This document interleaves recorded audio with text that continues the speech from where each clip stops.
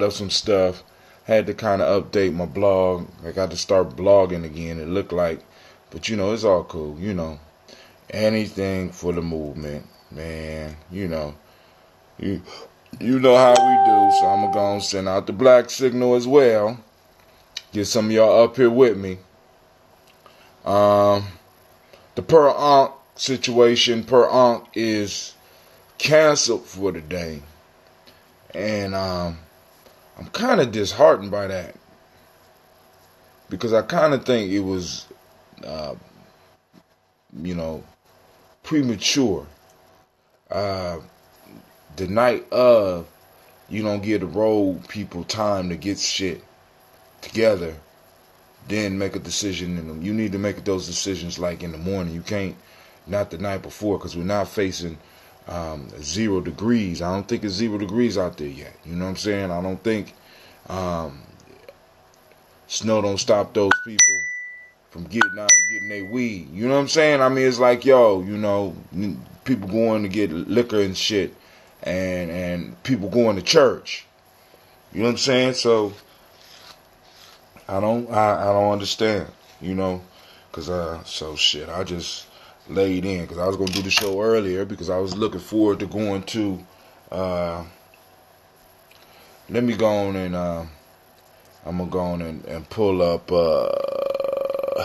the Uber conference. We're going to do the toast, because I like the energy, you know what I'm saying? I see how it went yesterday. And then I forgot to turn off the goddamn speaker, man. So that's a 5-hour show.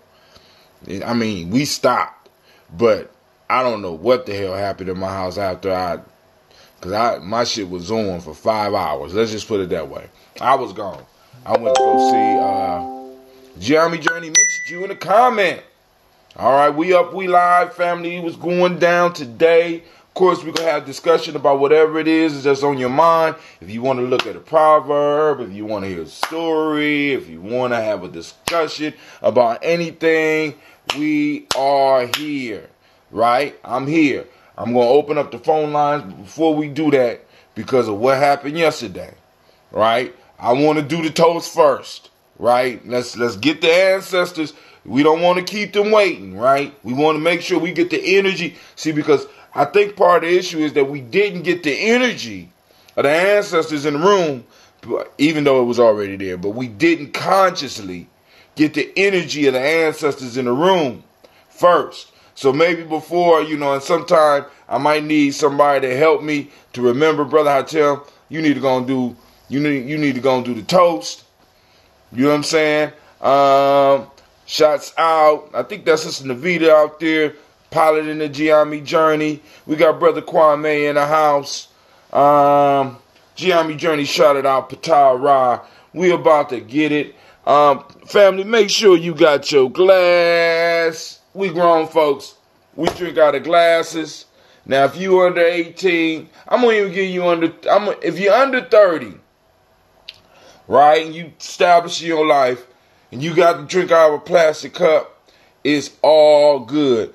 Shouts out to Miss Shelly. I see you up there. Look, it's all good. Now, once again, for those that's just tuning in, family, the goal today is to do the toast first, then get into the conversation. Because it went down yesterday. If you ain't catch it, you might need to catch it. It went down yesterday. We had a good conversation. Some things were brought to light. And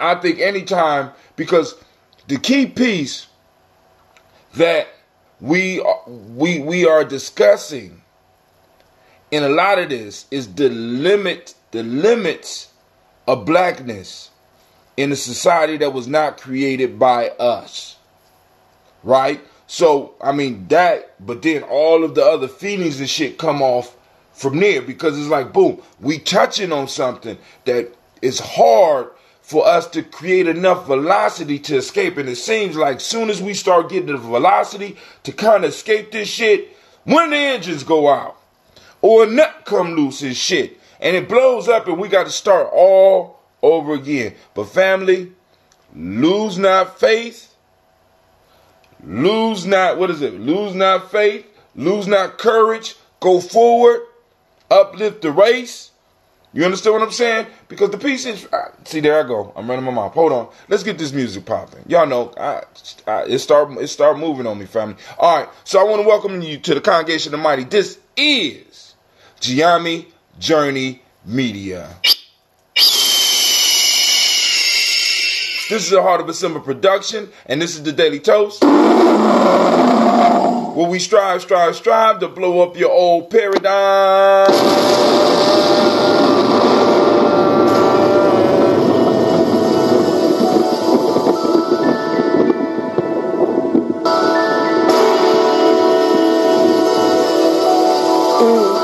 Mr. Diddy.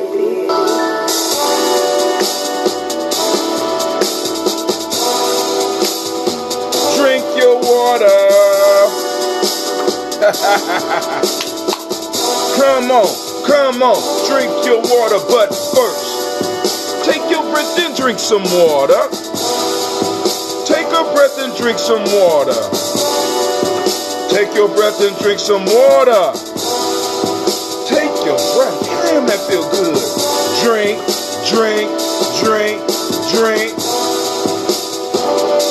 Or should we say, breathe, then drink.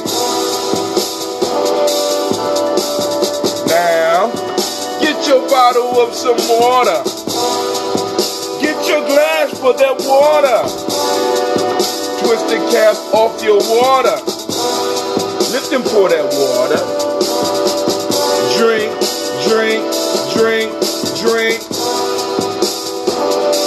Or should we say, lift, pour, then drink. Now move your body and drink some water. Move your body and drink some water. Come on, stretch. Move your body and drink some water. Now move your body. Drink.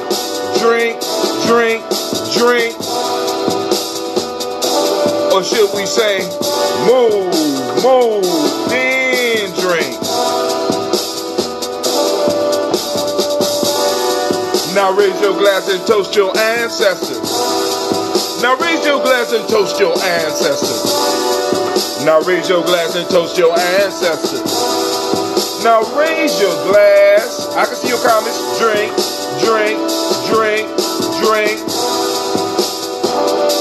Or should we say, move, then.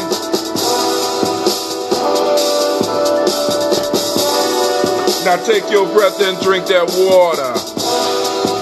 Lift and pour some water. Move your body, drink some water. Raise your glass and toast your ancestors. Live, breathe, move, toast. That was all wrong. Let's try it again. Breathe, live, move, toast. That was good. Take a breath. Lift and pour and drink. Move your body. Toast your ancestors. Break down.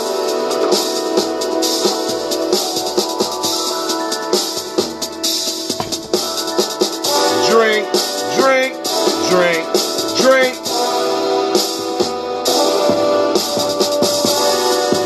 Take your breath. Take a sip. Move your body. Take a sip.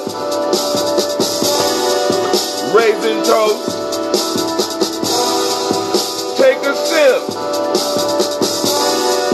Drink.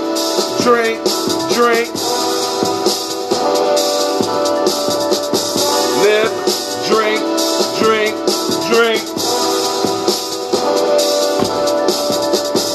Breathe, drink. I got 21 seconds left. Let's see if we can kill it. Come on, drink your water. Come on. 15.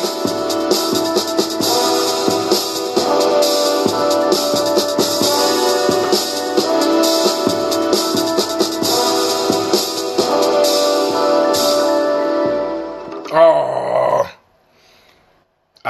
man, I failed. But you can't get good unless you fail a couple of times, right? So family, I want to apologize because yesterday, man, I had a bunch of comments that I wasn't able to see until the end. So somewhere along the line, there was a break with the program that I'm using and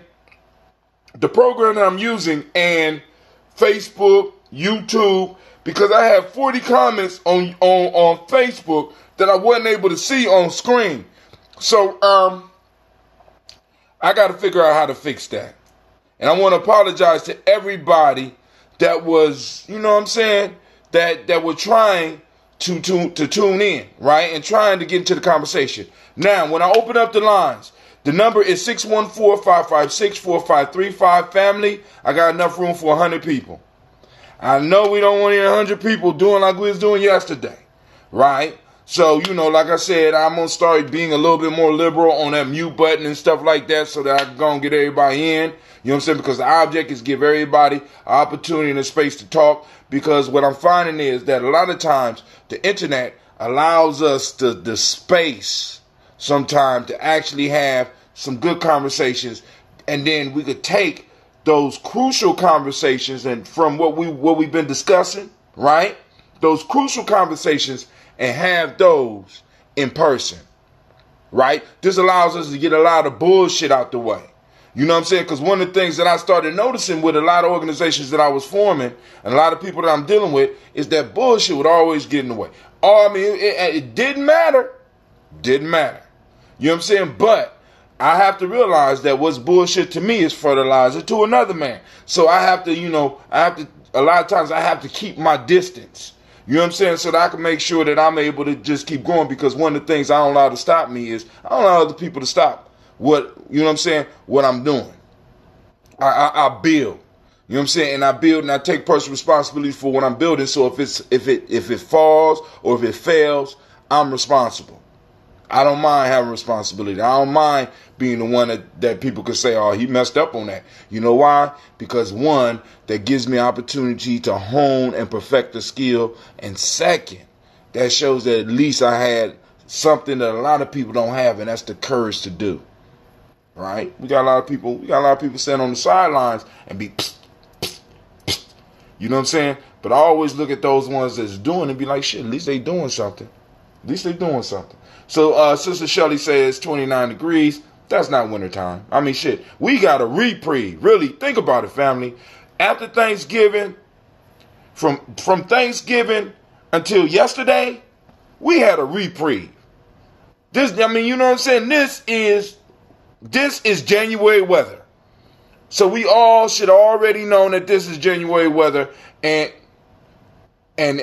got to it. So let me go and finish this water so I go, if people want to call in and we can have conversations about whatever y'all want. I want to make sure I'm still getting messages. Shouts out Miss Kim Carswell's in the house. We got somebody, the family is getting international. Sister Tiandra is in the house. You know what I'm saying? Miss Sister Tiandra, I'm riding around with this prize in my, we got to talk.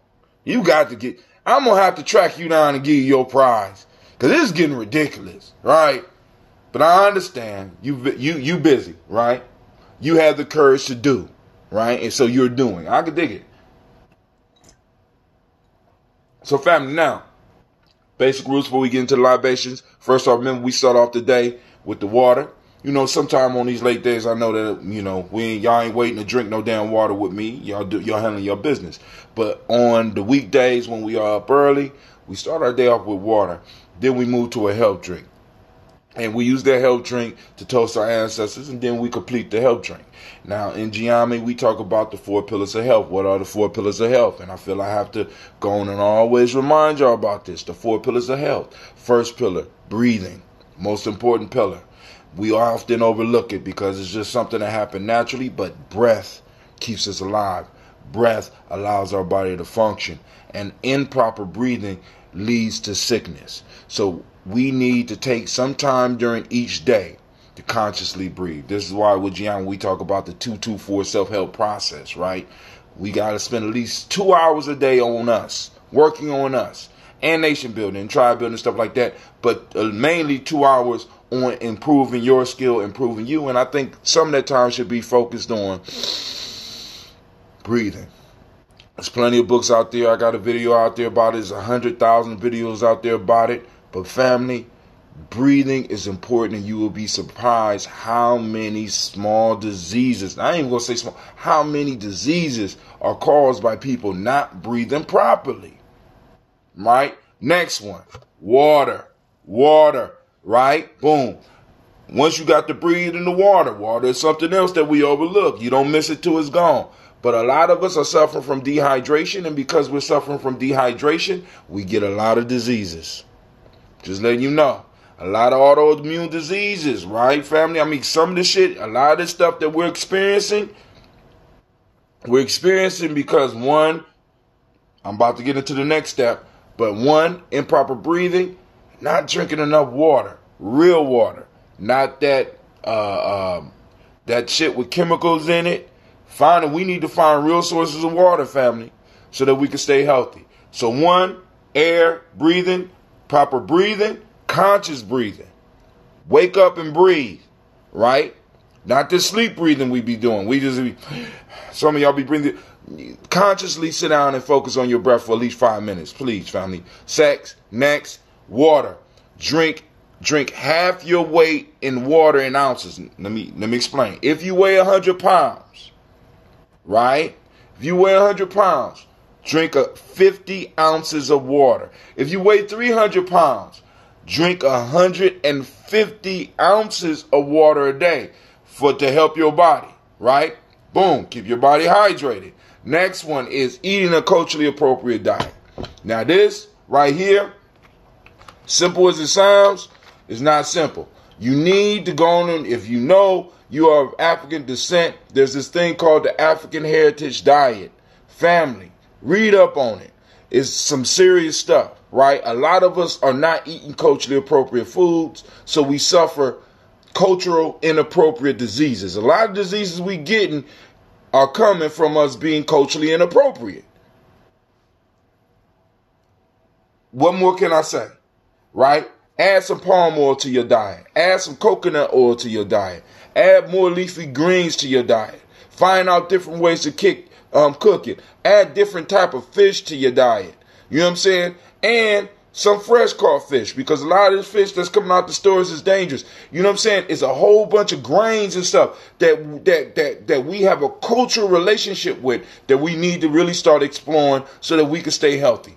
Last but not least, culturally appropriate movement. Now, I had to throw the culturally appropriate in there because some of us are moving culturally inappropriate. Now, I'm talking about conscious movement as far as exercise and stuff like that. You know what I'm saying? Instead of taking the elevator, take the steps every now and then. Instead of calling your coworker, walk over to their office. You know what I'm saying? Instead of taking a ride to your car, walk to your car. You know what I'm saying? Just staying physically active, consciously moving. And then also culturally appropriate movement. Are all the movements that you're making culturally appropriate? And I ain't just talking about picking up a glass of water. I'm talking about like some of the conversations that you're having, some of the stuff that you are doing. Is it culturally appropriate? Right? Because when we start aligning ourselves with our culture, we start aligning ourselves with our power, and we start being able to plug into a force of energy that's out there. Our ancestors are waiting for us. Damn, I was supposed to do the toast. I'm sorry. I can't start running my damn mouth. All right, let me see. Is anybody on the line? I know somebody probably on. I don't want to keep people waiting and shit. Just checking the lines right now. Ain't nobody up there right now, so I'm cool. All right.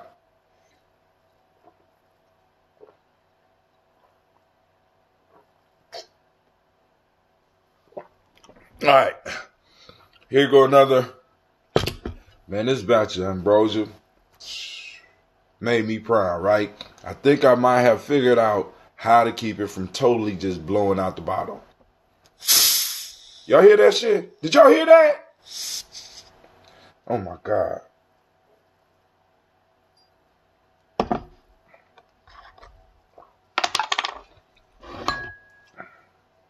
I added a heavier tea.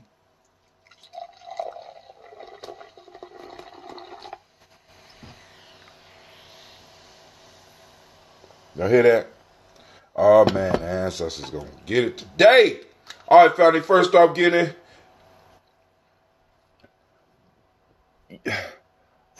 calling on the creator by whatever name you choose to call it creator. We call it great force, that great power. We lift up our glass and we salute that creator and we say, Ashe.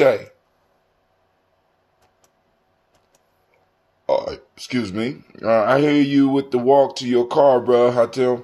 But this weather ain't culturally appropriate. You right about the weather not being culturally appropriate, but if everybody come from us, right, we got to have an inclination for this. You know what I'm saying? I mean, because it's like we are the most resilient people in the world. You right, this weather is not culturally appropriate, but you know what else is not culturally appropriate? And y'all gonna get mad at me. Hot showers.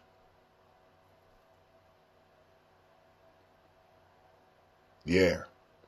You understand what I'm saying? Because like we do have an ability to stand the cold. And as a matter of fact, we need to learn how to operate in the cold, especially those of us that call ourselves awake. Those of us that call ourselves conscious. You know why? Because when they're going to strike us the hardest is going to be during the wintertime. You know why? Because black folks shut down during the wintertime. So we need to learn how to operate in this cold.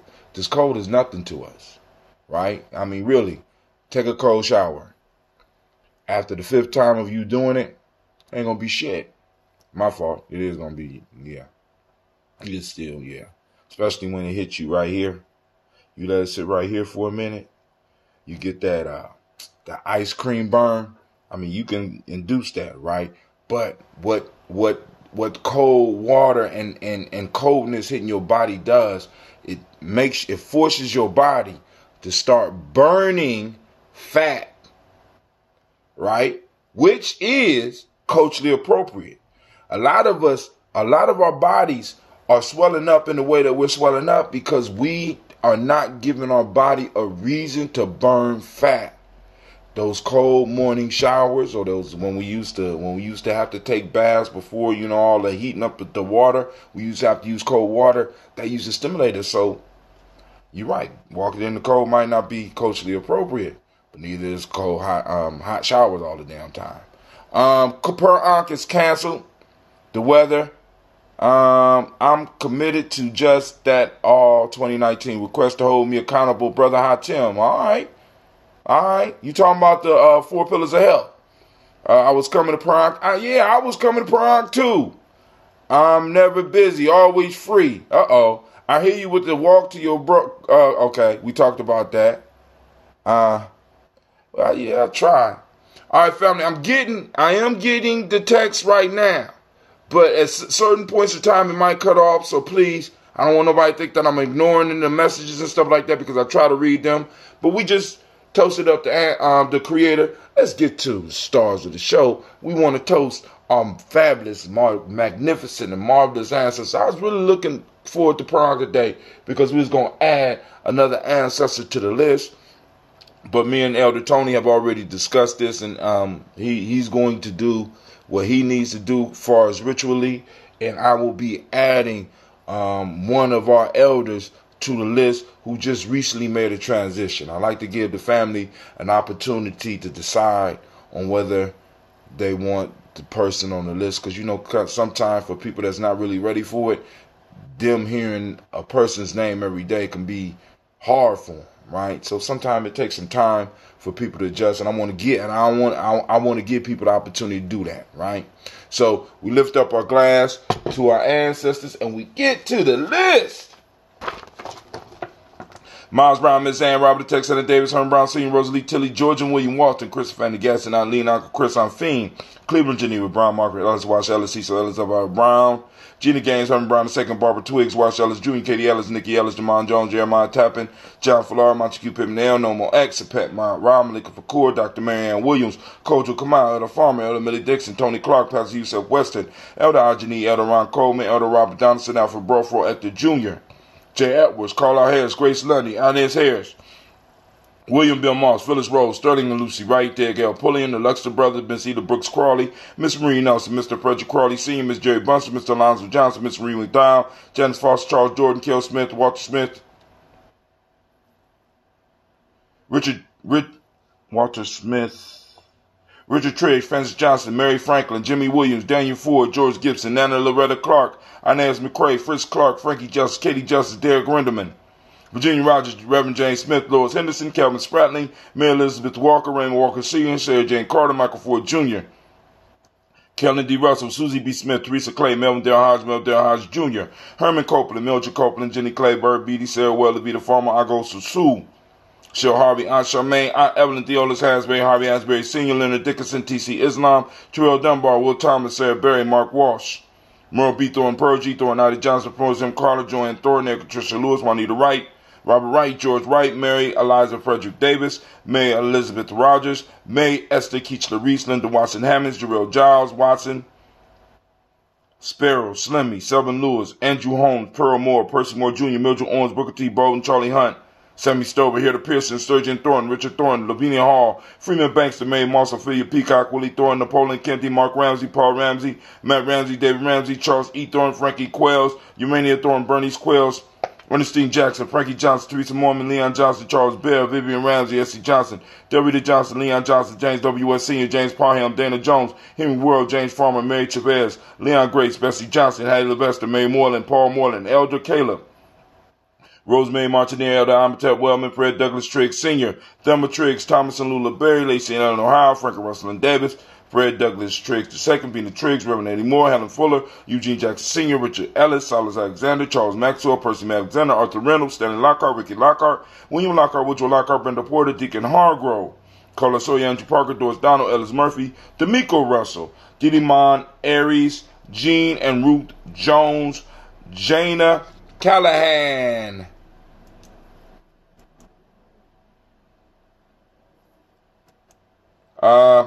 William Walter West, Nigella Parrish, Elder Basiji Falani, Jim Robinson, Gladys Johnson, Valerie Clark, John and Mary Sullivan, Dirk Johnson, Antonio Johnson, Delise Waters, DeFriedis Hines, Inez Bostic, Edna Bostic, Winifred Scannell, Wilson Headley, Elmer Hines, Phyllis Lee, Eugene Spratling, Calvin Spratling, Charles Wooden, Penny Brown, Roy Lee, Printup Jr., Miriam Johnson, Will Belong, My Ears, Katney, Janice Carter, Michael Carter, Leon Peanut Carter, Margaret Carter, William Carter, Lisa Jordan, Charles Lee Mosley, Dorothy R. Blair, Ransom Evans Sr., Sam Evans Sr., Nalon Blair Sr., Edward Stevens, Sue Ann Stevens, Joe Davis, Timothy Butler, Gene Holmes, Dana Jones, Peter Charles, Christy Nichols, Cardinal Robinson, Rosemary Charles, Ada Pearl, Bob Ingalls, Jack Wallace, Warren M. Finch, Warren P. Finch, Tim Ingalls, Audrey Finch, William Billingsley Jr., Jennifer Sensabaugh, Hazel Gasson, Jerry Brantley, Brian Watson Jr., Kaniko Parsons, Jason Kathy Bradford, Thomas Bradley, also known as Uncle Buki,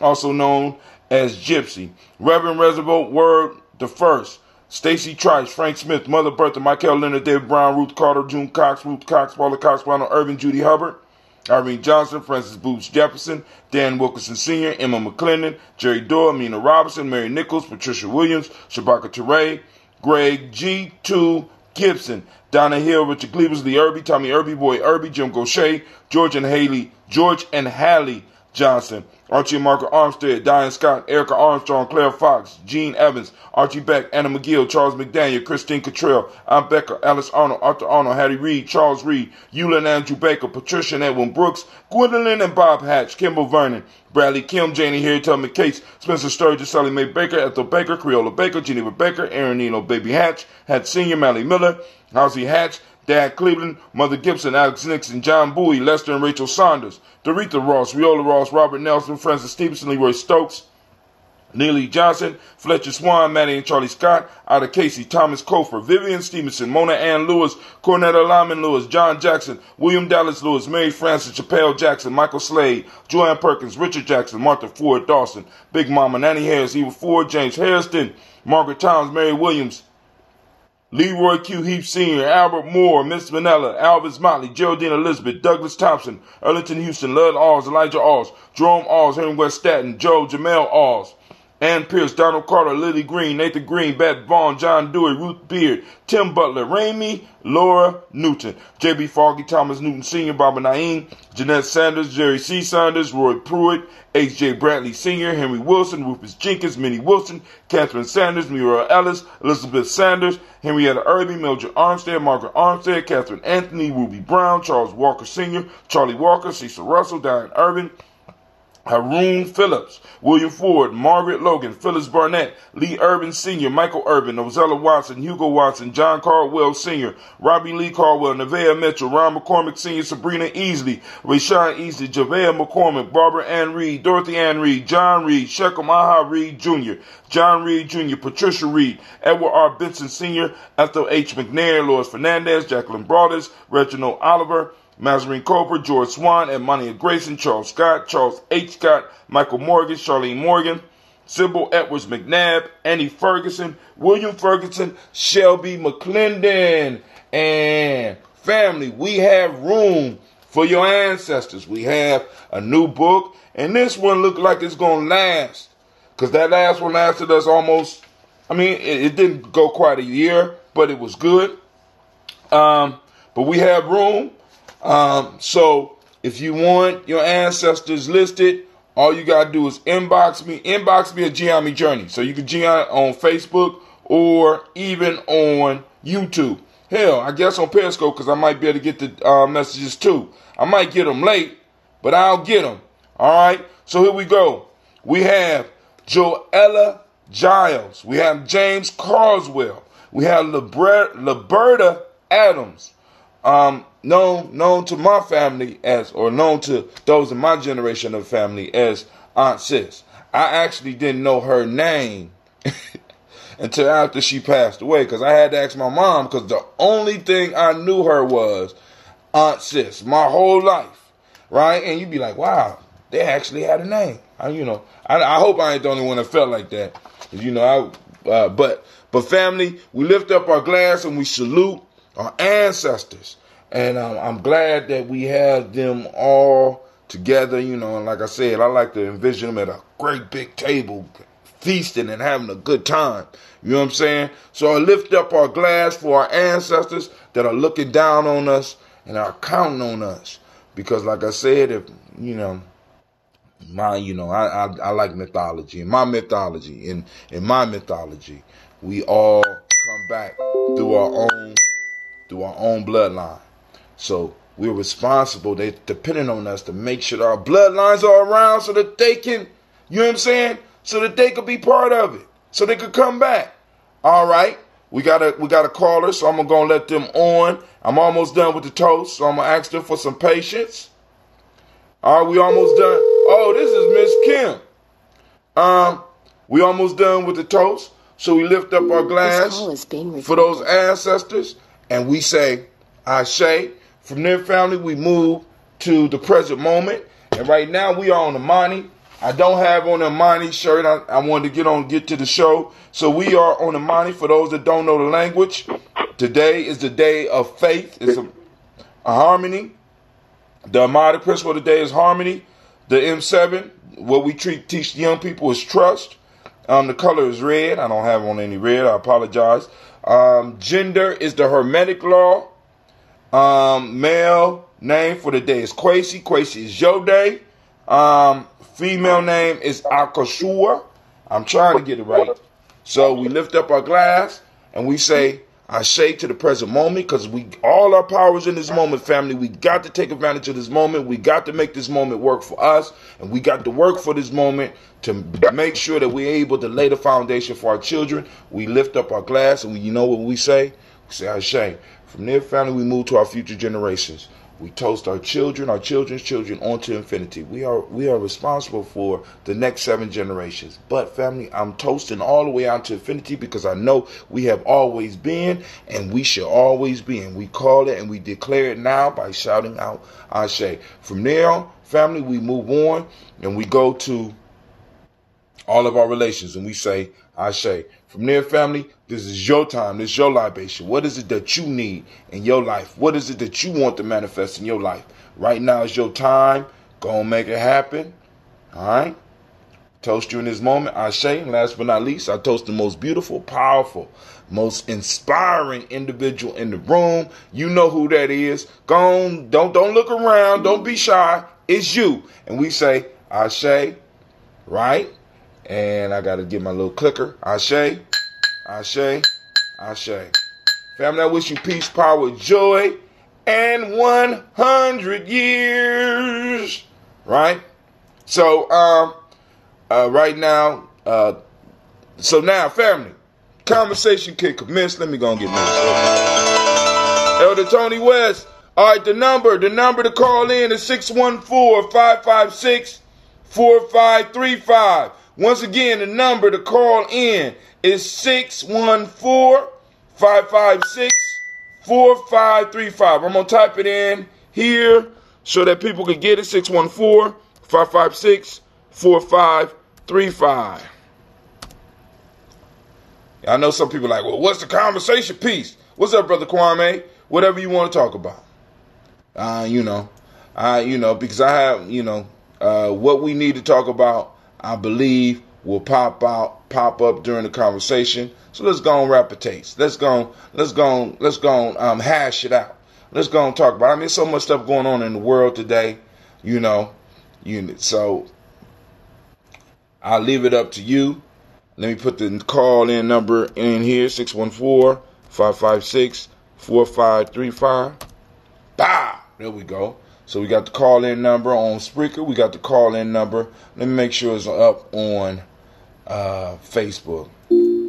Call in. Somebody, who is it? How you doing? Can you hear me? I'm good. Yes. Who this? Lady J. What's up, Lady J? Long time no hear. What's going on? Not much. So, it's open subject. We call it Toast and Talk. I am sipping on some ambrosia right now. My health drink of choice. What is your health drink of choice, Lady J? H2O. H2O. Okay. That's the best of health drinks. So is there something particular you want to talk about today? Yes, there is. Hit it up. If we don't know where we've been, we have no way of knowing where we are. Uh-oh. What made you think about that? I'm grabbing her car seat, putting it in the car, so grab her. I'm sorry? I said, what made you think about that? I don't know if y'all want me to go in on this topic, but it was R. Kelly. I mean, hey, listen, everybody's on R. Kelly shit. I mean, I might as well join them. Might as well. My mind's telling me no. But go ahead, Lady J. So I am not in no way going to advocate or support or make excuses for this man's behavior, right? Right. But I am going to say this. I've read quite a bit of literature. And one thing that I recall, just even from seeing some movies, immediately following slavery and talking about, and even though a little bit of my family history that I know, I know that it was not uncommon for young girls to marry older men and be married off to them by. Ooh, Lady J, you bringing it today, cause cause listen. So now Lady J is bringing up some because I think one of the things that and correct me if I'm wrong, one of the things that Lady J might be kicking back on is the fact that a lot of people want to just focus on this as it's just an R. Kelly problem, rather than a community problem, rather than a black folk problem. No. Yeah, but this is the thing. During our past, We have experienced, you have the key to the lock door? We have experienced times with the highest marriage rate and the lowest. Yep. Hello? I'm here. I'm listening. Yeah. And so I'm thinking about, I'm thinking about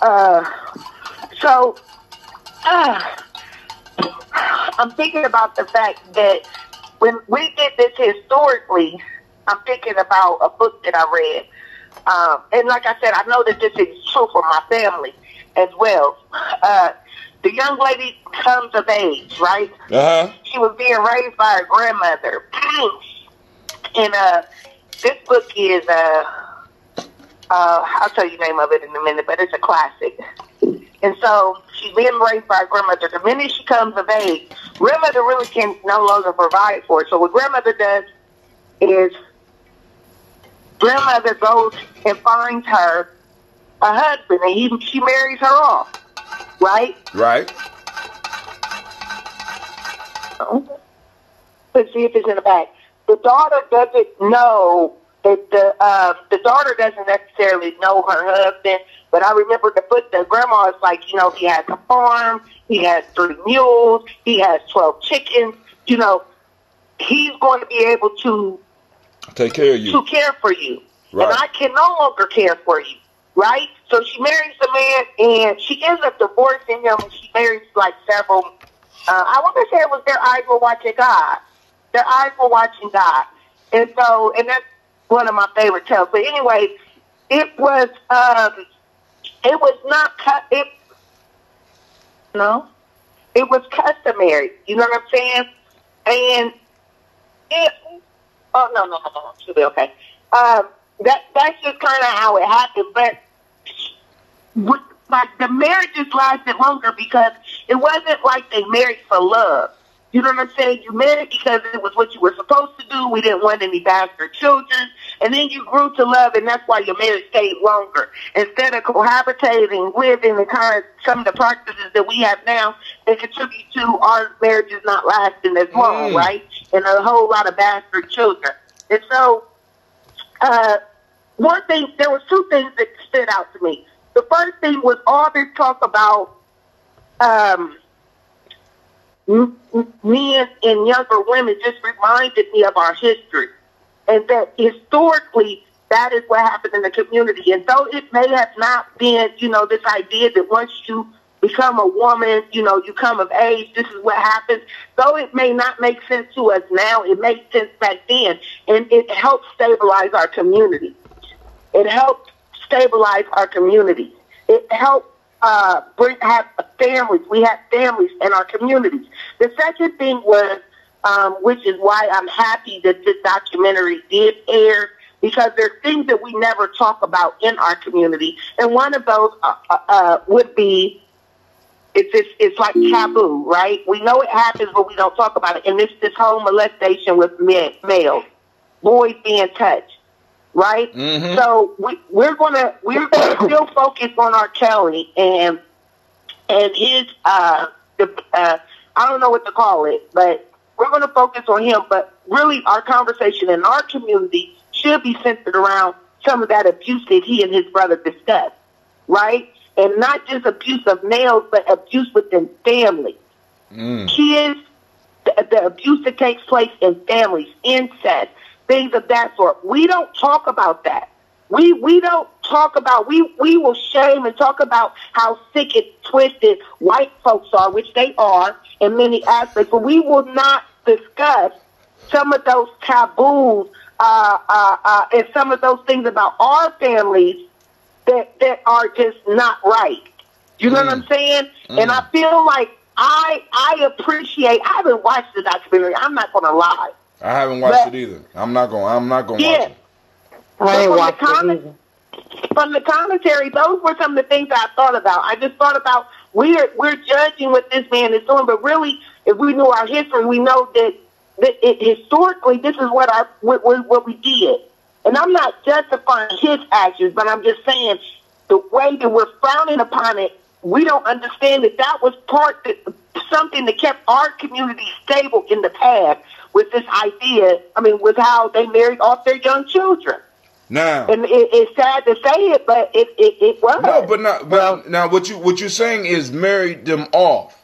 What we saw was tricking them off here because there was no marriage. I mean, now the Aaliyah piece, because I'm not even clear on this whole Aaliyah piece, right?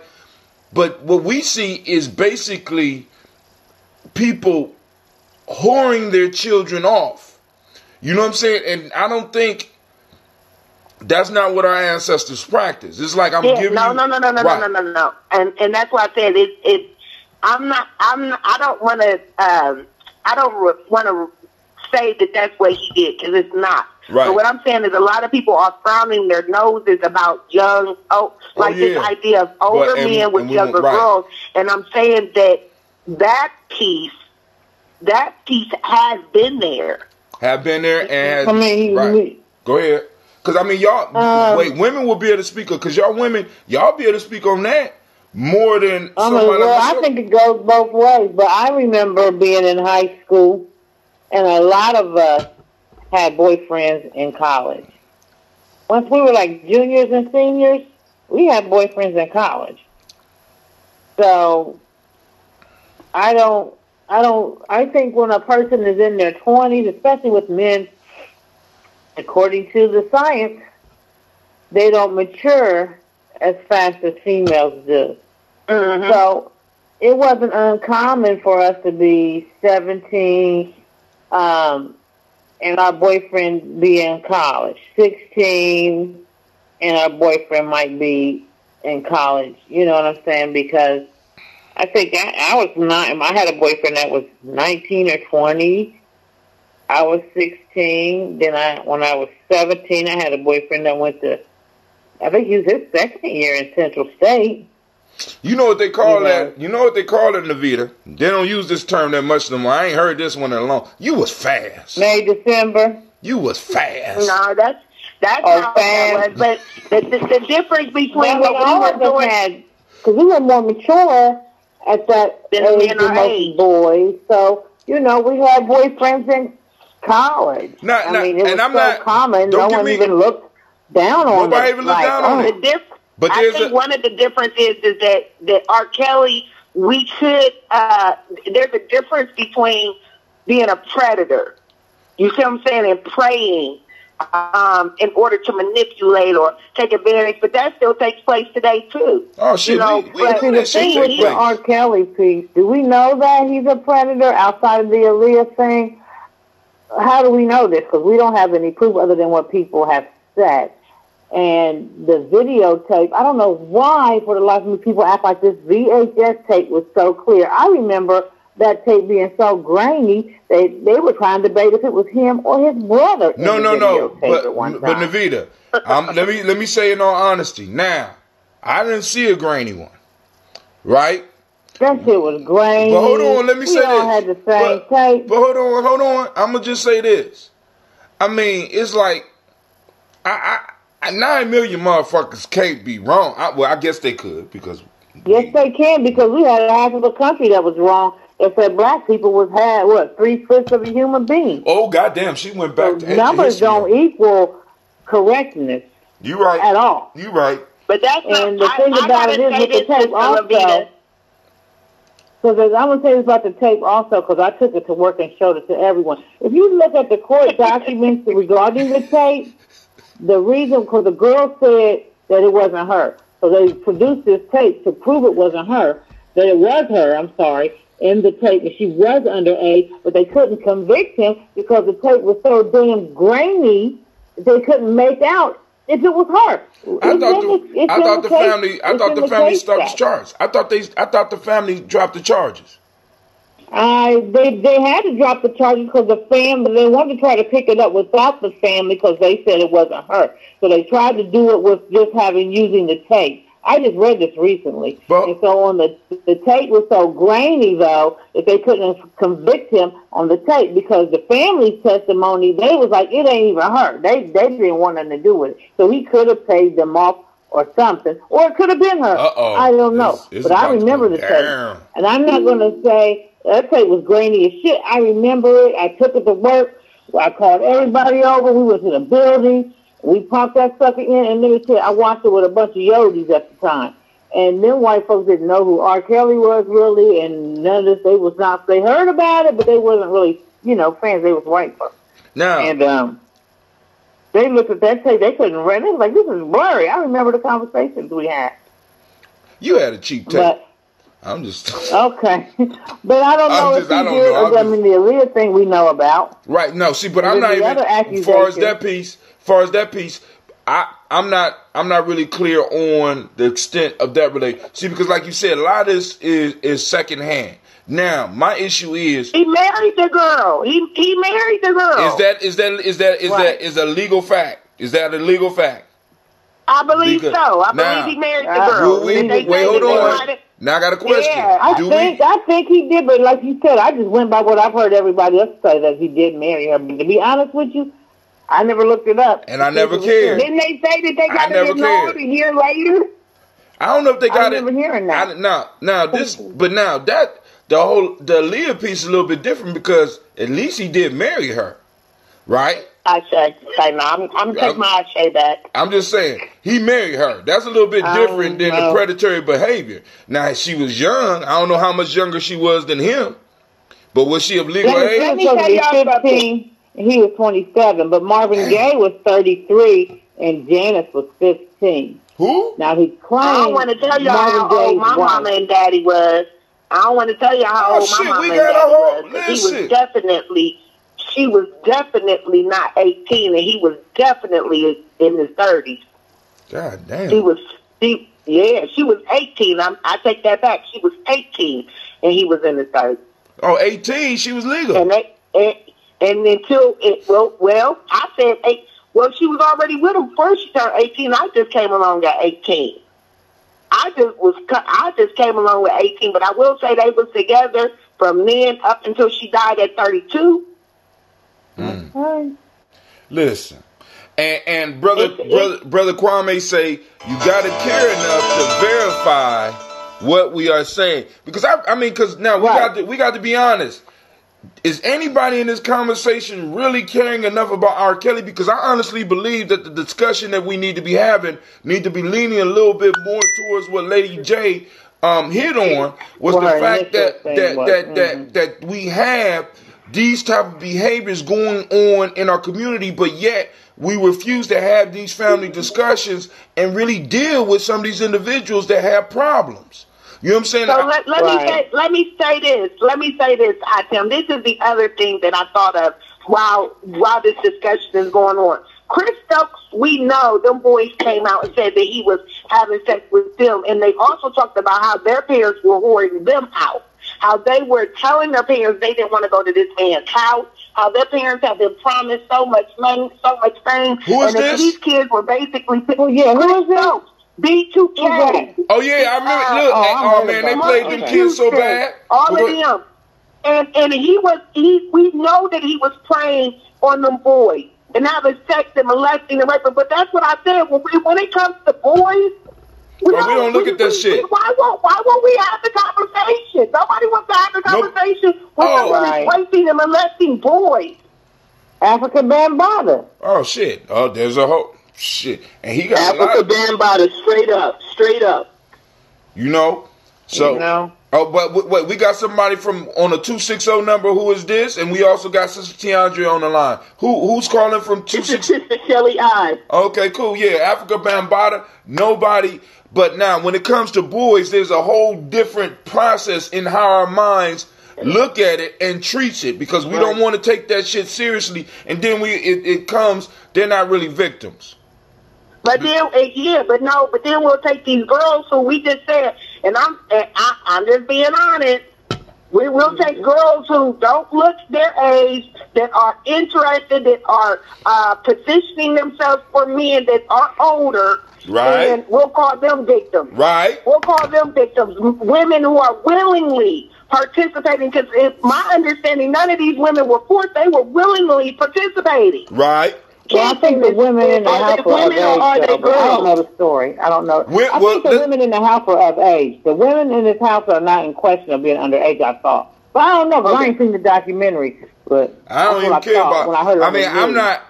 That's what it was. I'm not interested enough in it because one, what's going to happen with the R. Kelly piece, and we're going to get back to the boys, is that if they investigate this is going to open up a whole can of worms. It's going to have a whole nut. It's going to ripple throughout communities because not only because R. Kelly is now going to jail by his goddamn self. Because I'm telling you right now, as even though he can't read, he can hold some goddamn receipts. I know he got receipts, and all those people that was receiving payments, all those people that was receiving payments, need to go with him. Period. Because this is going to raise. Now, the only thing I'm grateful about that this thing is raising the conversation about some of the predatory behaviors that we may be having going on in our community so that we can start really dealing with it. And you brought up an excellent point by how, it's just how we shrug off the fact that we have boys.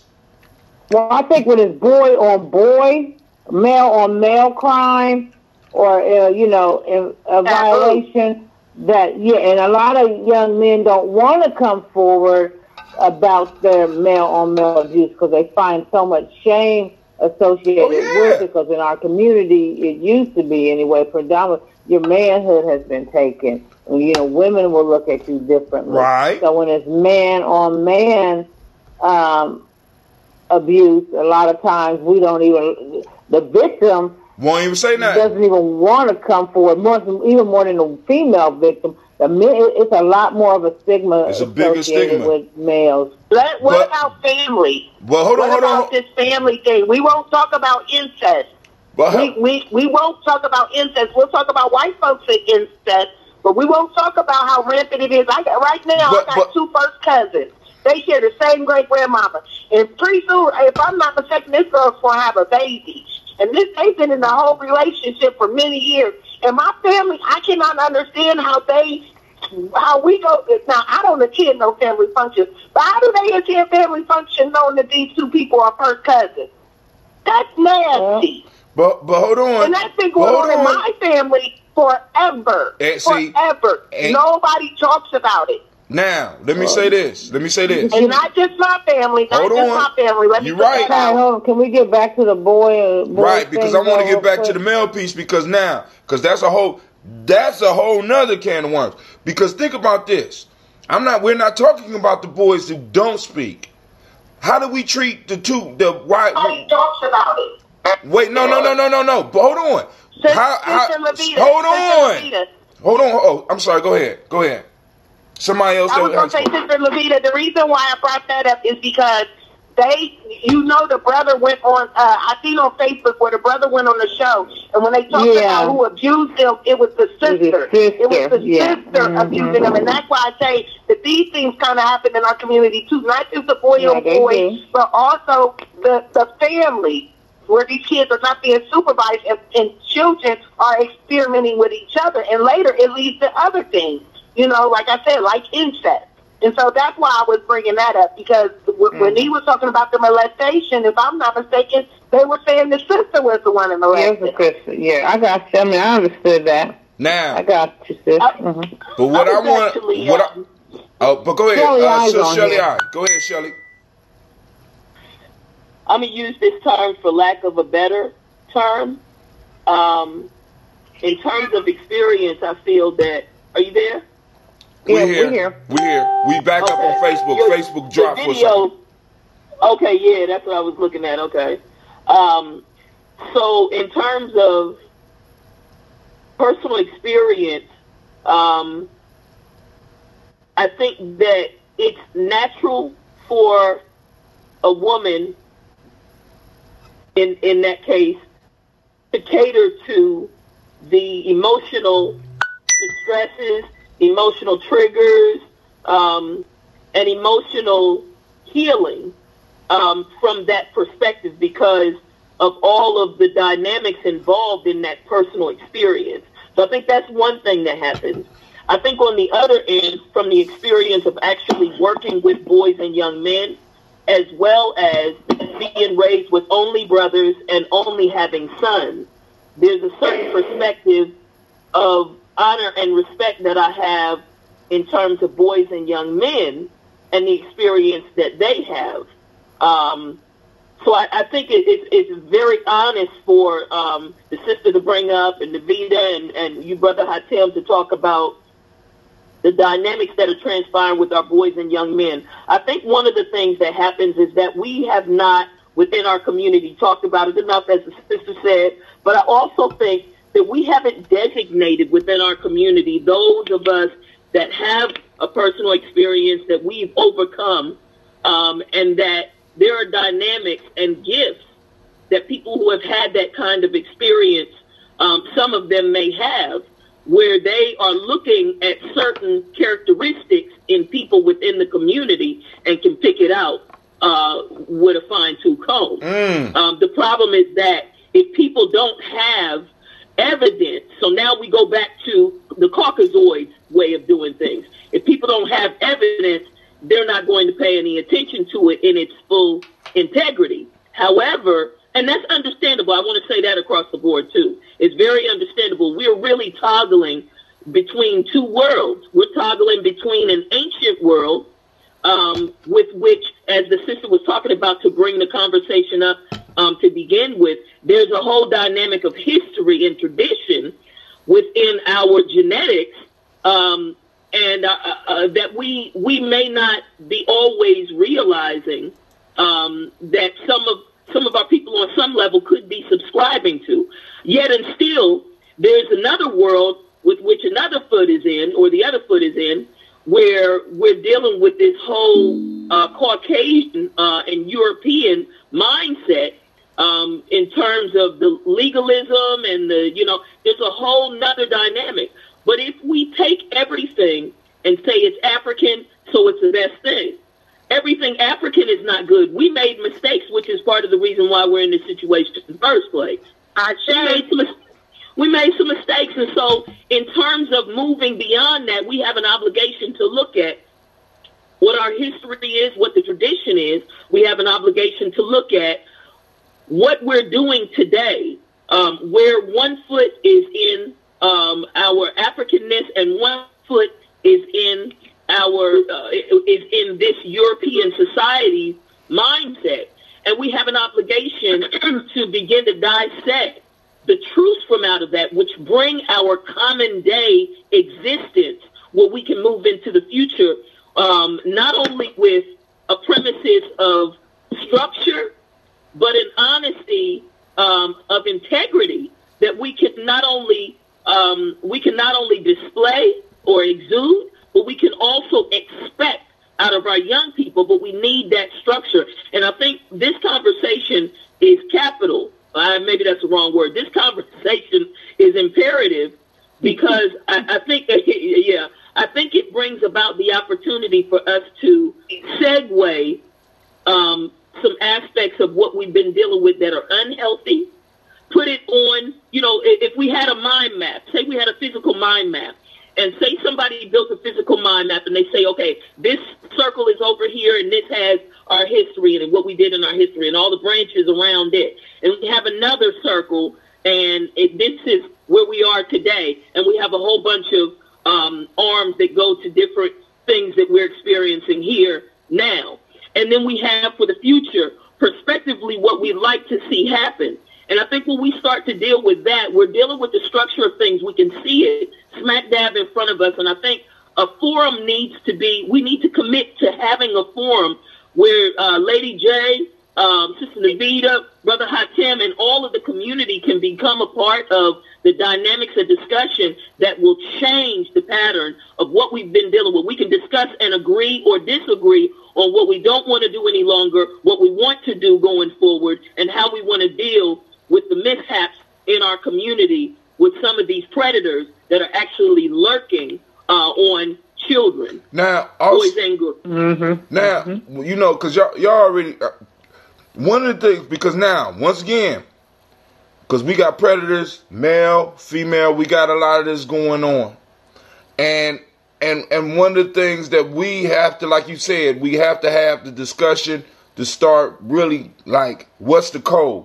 so that we all can, because we all might not agree with it. You might have different people that want to do different things and they need to break off. But this is one of the reasons I keep on saying we need to circle our wagons, because what's going on now is that we have all these. I remember, and not to take it too far away from this, I remember people got mad at Jay-Z because Jay-Z wore, and I say this all the time, Jay-Z wore a t-shirt with an Aleister Crowley saying on it, said, "Do as thou wilt." And people like Jay-Z is worshiping the devil and blah, blah, blah. But one of the things that I notice about our people is that we are the most do as thou wilt people on the face of this goddamn planet. I'm grown, you can't tell me nothing. I can do what I want. You know what I'm saying? It's all about the bag.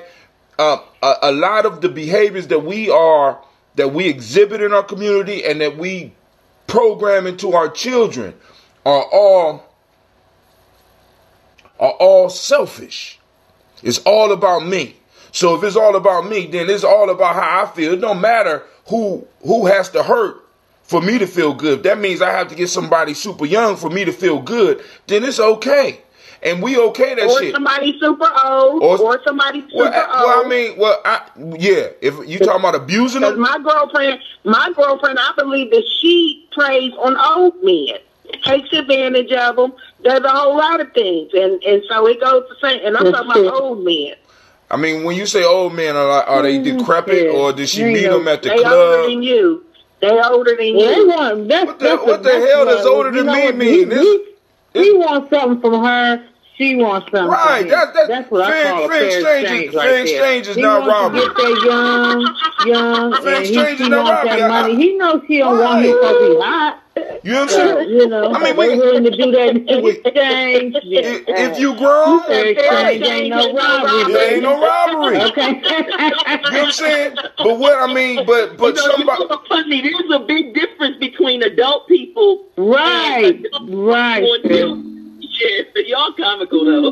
No, but but we got to make, because this is a heavy subject, because family, listen, man, people wonder why I have so many adopted daughters. You know what I'm saying? And they be uncomfortable about this shit. I mean, I done had relationships fall to the wayside because motherfuckers couldn't believe that I got all these adopted daughters, but then because these young ladies was looking for some place where they could be safe. Or at least some grown man in their life outside of their dad where they could be safe. And it took me years to really realize that shit. You understand what I'm saying? I mean, I was totally oblivious. I asked one of my daughters, I said, "Why you walking around here like you got the world on your shoulders?" And then she broke that shit down to me. I was like, "God damn, you do got the world on your shoulders. Baby, I am sorry." You know what I'm saying? Yeah. Because it's like, I mean, it's like, it's so predatory and everything is okay. And in our own way, we're worshiping the very thing that we say that everybody else is worshiping. That's right. Come on. Right. Yeah. We don't want to say it, you know what I'm saying? Because I'm telling you like this, as black folks, because I challenge, because when people be like, we the most spiritual and the most, you know what I'm saying, I always challenge that shit, because I be like, listen, most black folks are closet atheists. They go to church because they trying to pay an insurance policy to get into heaven. That's it. Because if we really operated as if we thought somebody was watching us all the goddamn time, which we say God can do, we wouldn't do half the shit we do. That's why I say that all the time, because you already know how I feel about the God concept. But, a lot of people, Christian people, I always say they don't believe that shit, because if they really believe God could come back at any minute, they would be careful when we fucking. What's the God complex? The God concept. The God concept. Yeah, I don't subscribe to the God concept, so, but what about the God complex? What if I think that I'm a God? It depends on what aspect you think of. If you think of, when I think of the word God, I think of it from its origin and what it was intended for and what it means. And I think if a person can think they're a God, but I think people have redefined the word God because they don't want to say it doesn't exist. So they'll say things like they don't want that. They don't want to say that it doesn't exist. So they would rather redefine the word God to make it mean like I am a God, because God means creator. But that was not the origin of the word God, nor what it meant. It was specifically regarding a deity and that ruled over everything and was capable of doing anything and was omnipotent, omnipresent, ... That controlled over this whole world and the universe and what we did. That was what a God was. And they did some type of influencing over this world as far as like in a magical, mystical way. And I just think that I don't think that's even possible, and I think everything we do is based on what we do here, not necessarily a magical thing that in the sky that's conducting these things. So that's what God means to me in its origin of how people looked at God. And like Elder Ajani used to say, we didn't even use that term, so we need to get away from it. So, girl, don't be quoting Ajani now, because we. So some people may have a God complex, I guess, but I guess it depends on how they identify the word God, because people have so redefined this word anymore. It means so many things than what I was used to it meaning when I was coming up. Let me make an announcement real quick. All those that's listening on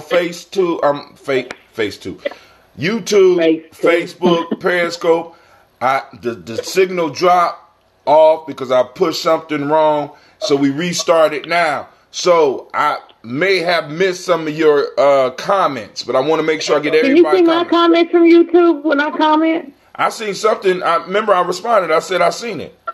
You know what I'm saying? Okay, but that was when I called on the phone. I haven't been back on YouTube since I've been on the phone. That's a different stream now. Are you back on Facebook too? We back. I'm back on Facebook, but you can't go back. It'll pop up. It's at the top of the timeline right now.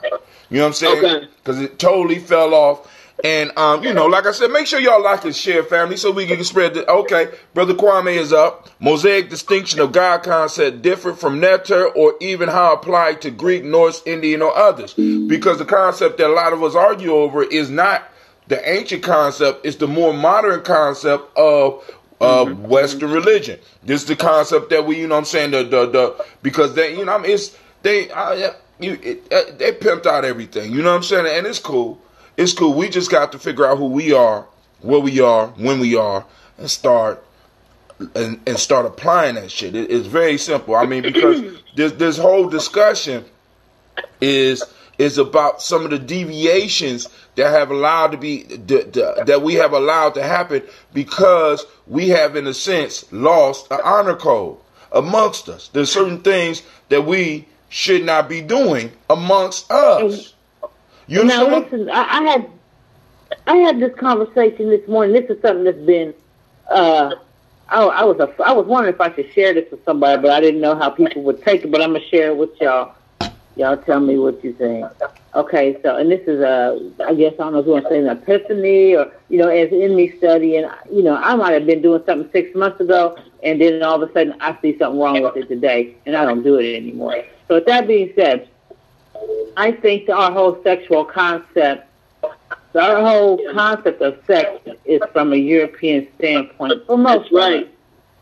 Yeah. I think that if we really go back, like the Jill Scott thing, I didn't like the Jill Scott thing with the microphone and everything. And I had people saying there's nothing wrong with it, blah, blah. And there would have been a time when I would have been like, she grown. She could do what she want to do. That don't mean that their kids don't need to watch it. That would have been me. But as I studied the history of our own sexuality within the United States, and you was raised by your grandparents, my great-grandparents was around. Now, for people who did things like she did, that was not looked at, that was not common, it was not praised. You had a few people that may have been doing it, but it was not common and praised. And if it was your daughter or somebody else that was doing it, it was really unacceptable. When you go back and look at porn, there was a time when you could not find black pornography. It didn't exist in this country at one time. Okay? Yep. And then we started being around them and always say integration, assimilation, stimulation, and we started doing things like, now we got our porn coming out. You start seeing black porn. You started seeing naked women in the blaxploitation films that was coming out. You know, there was a time when we looked at that type of shit. For a woman to show her titties on TV, we thought that was some shit.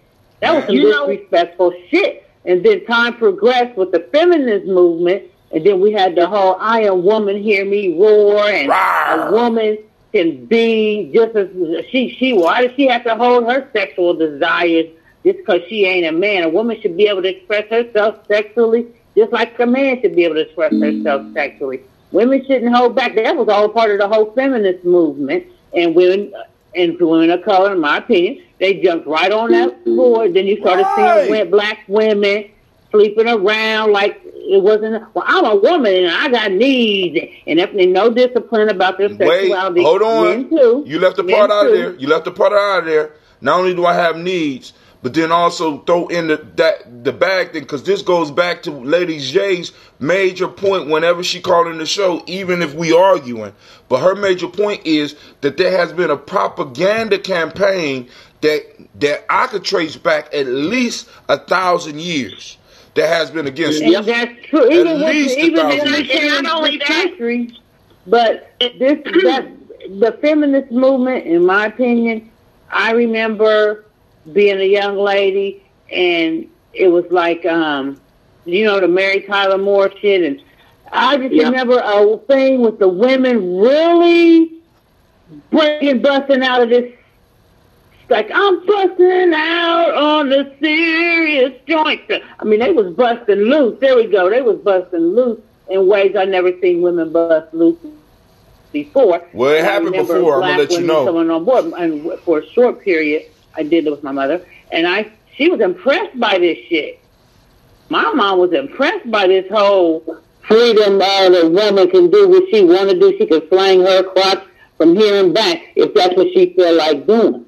Okay, so I just see this progression, and then it comes to the low cut shirts. If you got it, baby, flaunt it. And I was a victim of that.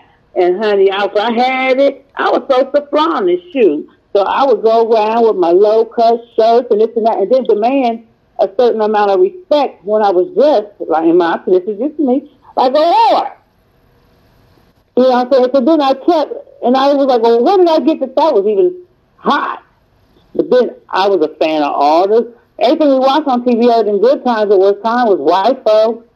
You know what I'm saying? And you start watching Dallas and all that other shit your parents may have been watching, E-Hall and shit. You know, motherfuckers got on Daisy Dukes and low-cut shirts, and the boys like that.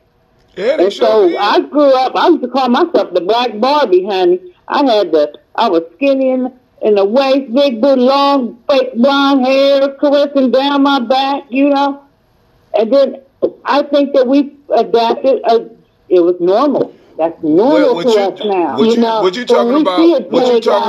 We don't see nothing wrong with that. What you talking about is accepting culturally. It's Kim. I've been in and out. I don't, because of my Wi-Fi.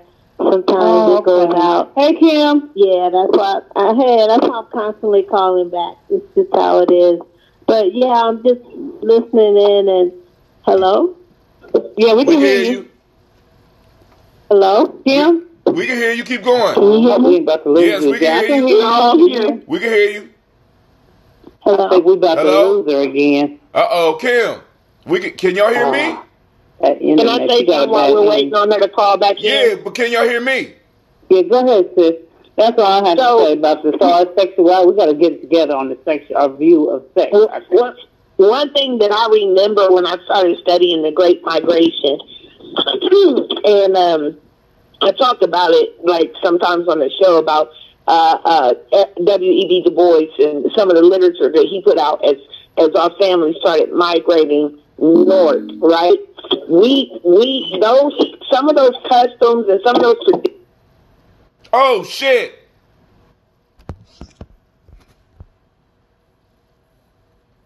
Man, family, I don't know what's going on. I'm trying to get the. All right, hold on. Everybody that's there, call back in. Hopefully the conversation's still going. I clicked off. I'm trying to fix it so Kim can get back on. I dropped the lines. We having a powerful conversation. Call back in. Oh, they still on. Thank God. All right. Well, hold on. Let me get back on. All right. All right. Well, let me in. I've been kicked out of my own shit. Hang up. I'm going to hang up and call back in. All right, family. So, I'm going to sing a song for you while we waiting. I'm just joking. All right, let's get back on. So, Sister Kim is back up. Hopefully she is talking. Check 1, check 2. Make sure my mic is working. Oh, what's going on with my mic? What's going on? Check 1, check 2. Mike, why you tripping, Mike?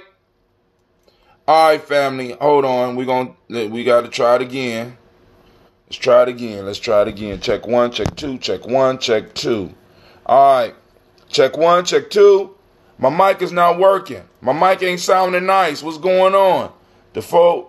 Let's try that. Check 1, check 2. That's not working. What's going on with my mic?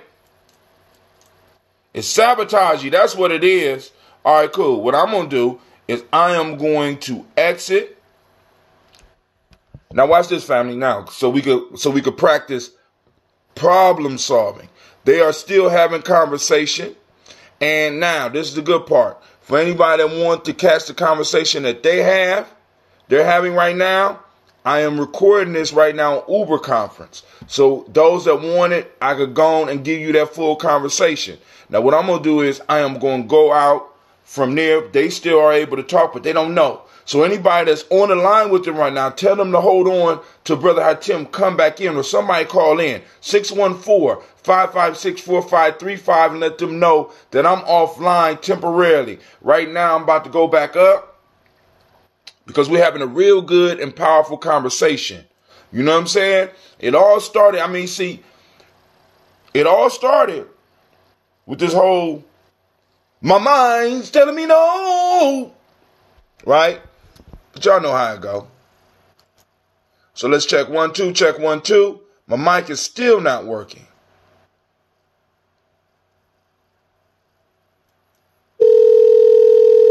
All right, I can hear. So I'm going to put it so that we can hear. Check 1, check 2. So that at least y'all can hear what's going on. This conference is being recorded by the organizer. Oh, I don't hear him. Check 1. I'm back on. Can you hear me? We can't hear from your microphone. Click here to troubleshoot. I'm back up, family. I'm back up. And the rest of the community can hear y'all, so keep on talking. Somebody check on. Can you hear Hatim? No, y'all can't hear me right now. Yes, ma'am. Y'all can't hear me. Hold on. Choose audio device. My mic is acting up. Check 1, check 2. I don't know what's going on. Something happened. Okay, go ahead, Sister Kim. I can. Check Yeah, 1, I check can 2. hear you guys, so I can't hear him. Check So 1. yeah, so I'm. Check 1, check 2. Kids came in with a baby. Check 1, check 2. Check 1, check 2. Hold on. What happened? I can't hear y'all. I'm going to hang up and try to call back. Check 1, check 2. Check 1, check 2. Check 1, check 2. Y'all, Uber conference, you can't be doing this shit to me, man. So we're going to leave the whole thing. We're going to try again. We hear you. Y'all hear me because I'm coming through a different mic. I'm coming through my phone mic. They can't hear me because I'm coming through the mic on my, which might be the reason. So you got to identify the mic. I can hear y'all now. Next time y'all come back up, when y'all come back up, make sure that you understand that even if I can't hear you or you can't hear me, right? I'm trying to make it so that the family can hear your conversation because that's important. So let me go on back up. We're going to go back up.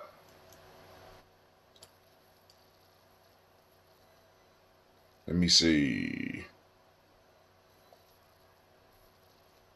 Maybe if I go from a different angle, let's try from here.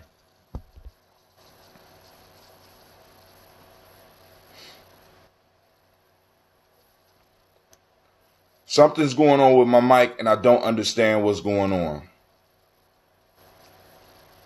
Check 1, check 2, check 1, check 2, check 1, check 1, check 2. All right, loading Uber conference. Let's see how I go. Check 1, check 2, check 1, check 2, check 1, check 1, check 1, check 2. Okay, cool. We back up. All right. Woo. All right, family. So we got this call is being recorded. We gotta wait for the sisters to gather and shit. I'm sorry. This is Sister Shelly. You back up? Can you hear me? Yeah, I can. Cool. Hello? Yeah, can you hear me? I can hear you. All right. This is Shelly I. Right, we waiting for everybody else to call back in. I don't know. My mic totally.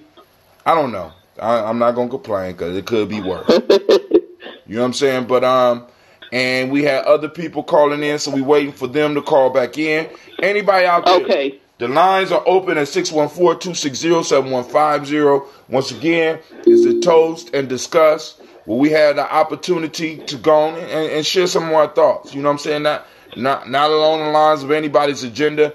The conversation goes where the conversation goes. So right now we're talking about some possibly establishing some code in the community. And right now my line just dropped me again. I don't understand how I'm the organizer of the thing and it's dropping me. All right, so Sister Kim. This conference is being recorded by the organizer. I can hear you. I just came back. Cool. Okay, I can hear now. So go ahead. Kim, you on the line? This is Shelly I. I'm back. Hey. So go ahead. You back? Good. Sister Kim. Hey. Sister Kim, you was trying to say something earlier. I don't know if you had a chance to say it, but if you did, you might have to say it again because I don't know if the family out in the world was able to hear your comments. Yeah, hopefully my internet will last long enough for you to hear my comments. It's a bad Wi-Fi day for me. But anyway, what I was saying is that I see us as a people, we are marginalized, almost we are created through white supremacy, brought from Africa. You know, we were tribes in Africa. You know, we left Africa before there were nations. So there was no nationhood when we left Africa. That's true. We went to America and became a people through our bondage, through white supremacy. And as a result of that, we're almost kind of like perpetual victims in a sense for years. We're perpetual victims in different forms. And so we're going to be heavily impacted by negative things in the society. And those negative things could be manifest themselves sexual abuse, manifest themselves This in conference other is being things. recorded That's by the how I organizer. see us. Hold on, time out. Oh, I know what happened. I'm still here. Go ahead. No, I was just saying that's how I see us. And I think that, you know, we have pockets in our community who are able to fend off this stuff. But as a whole, you know, we have moments in our community when we're really strong and things don't really impact us as much. But we have times when we're really weak. And, you know, that's when we have a lot of drug abuse, sexual abuse, all these things, you know, really impact us. So I think it's just like a constant battle that we have, primarily because of who we are and where we are. Right. And understanding that because I don't want to seem negative. Because it's not like doom and gloom. But no, that's just how I see it. Yeah, it's reality. It's reality, sis. Yeah. Yeah, I like what you said. That was realistic. That check is one. really what we're looking check at. Check 2, check 1, check 2. That's how I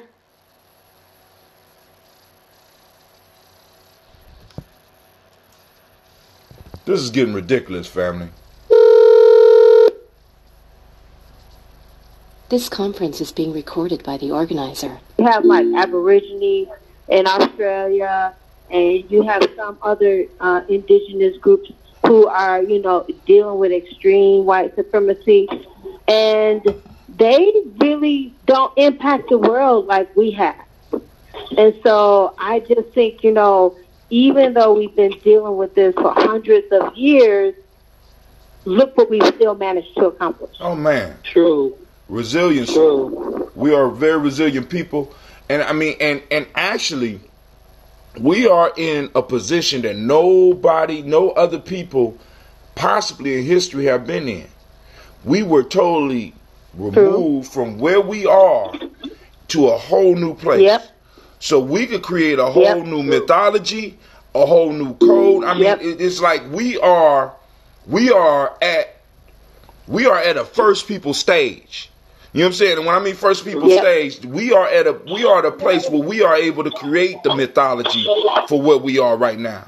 And this is what a lot of people don't understand, because it's like, boom, because, one of the reasons that, because like with you, Sister Kim, because sometimes people be like, Brother Hatim, you talking about a lot of doom and gloom. No, what I honestly believe is, in the laws of Maya, one of the key pieces I constantly bring is that I could never solve the problem if I don't look at the reality. If I'm looking at the illusion of the problem, I'm always going to get knocked out. If I go for the fakes, I'm always going to get knocked out. So I'm trying to get my people to be like, look, let's look at where we are, when we are, and where we are, so that we can overcome. Because a lot of the stuff that's going on with us is the fact that we don't really know where we are. We don't really know who we are. We don't know, we're totally outside all that. And all that stuff has been defined for us by others. And because others have defined it for us, they are benefiting from our dysfunction. True. They do benefit. And I'm going to add something else. Who else benefits from our dysfunction? I love Africa. I live in Africa. But I'm going to say something. Africa is the only continent in the world that sold its people to build up another man's land. Hello. That's the only in the world. So, and the descendants of the people who sold its people are still here.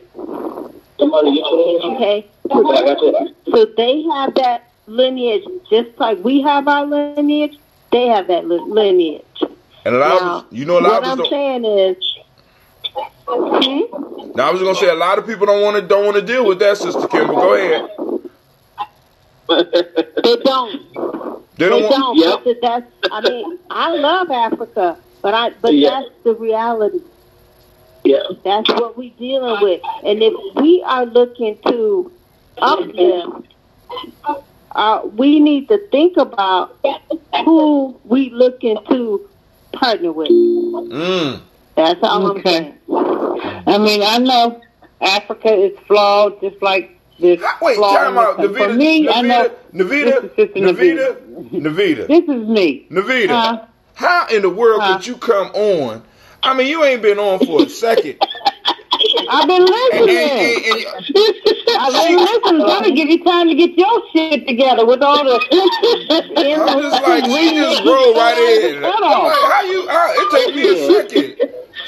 Now that you got it back popping, but I wanted to say with the Africa thing, this is just for me and some of the people, excuse me, in my circle.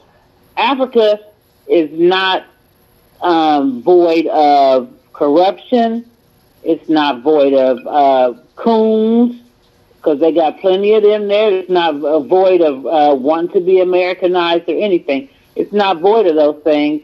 So if you leave to go there, you can't go there. I wouldn't go there with the expectation of having this so-called kumbaya super unity moment, even though I do have people who I know who live there who they feel like that's their experience.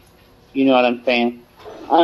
Even Wasima, and you know how like that is. I've heard of some issues with complexions, but overall, she still, she said they made her feel welcome. in Ghana when she lived there. Oh. So, my thing is, I want to leave the States just off of the mass incarceration piece alone. I think, for me, that's one of the biggest things that is plaguing our community, with us supposedly being 13% and over 70% of the mass people incarcerated. We have an imbalance in our community of available men because of mass incarceration. Our people are being lynched daily by a pen and a pencil in a courtroom every day. And that is why I want to leave this country. That's my only reason. Can I say, but what I said was in context of know your past, know who you're dealing with. It's in that context. It's not in the context of if something is good or bad, go or don't go, but know what you're dealing with. We are in America. Right. We also need to know who our situation on a global scale. That's what I would say. Is the only continent in the world that sold its people to build up somebody else's land. And Asia didn't do that. You think it's good or bad? It's rough. And listen, one of the things that, like, for example, man, Tone Talks and Yvette Cornell really, because it's a whole lot. Not only is a whole bunch of white folks over here that still got wealth, and then a lot of people that need their ass kicked, and then also we also got to start dealing with some of our African brothers and sisters and their attitudes when it's some of them that don't feel they need to deal with us, and we need to go on and check every last one of them, because we need to let people know.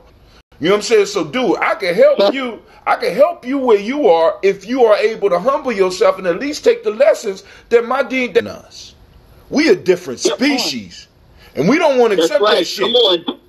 Because really, in the fiery womb of America and the oppression, generation after generation, being yes, with a certain type of the African heritage, we have to understand, so that when we dealing with people, if you've been to the continent, you have not really even real Africans. You look at their pedigree. A motherfucker that's been educated at the Sorbonne, or a motherfucker that's been educated and been able to travel, this mean that they work. Because family, let me tell you right now. I assume, I don't even ask. I assume it came from something like that. I just assume. So you think there was a plethora? We know that a lot of people benefited from it. But the point that I'm trying to make is this. Navita, the real Africans, to Ghana, when I first went to Ghana, I never touched a hotel. She didn't even let me know what hotels existed. She didn't have money for plane tickets, that didn't have money to go to school, that was just America talking about, I want to unite with. But then you have to look at, when you got certain people that come over here, you got to realize, family, you got to realize that they are coming from families of wealth. And those families, a lot of those families, we have to ask them, where did you get your wealth from? Before you even want to look at me, for yourself. Because I know for a fact, and a lot of people don't want to deal with this, I know for a fact that was sent over here. The whole world benefited. We are the ones that not only built America, we built the goddamn world from our suffering. And they still getting paid off our... I'm just... No, I agree with everything you said. I totally agree with everything you say. And I just want to say one other thing. Because she said, do you believe that, do you really think those people left this continent without money being changed to hands? Do you see loads of any kind of commodity leaving the shore and no one gets paid for it? That don't happen.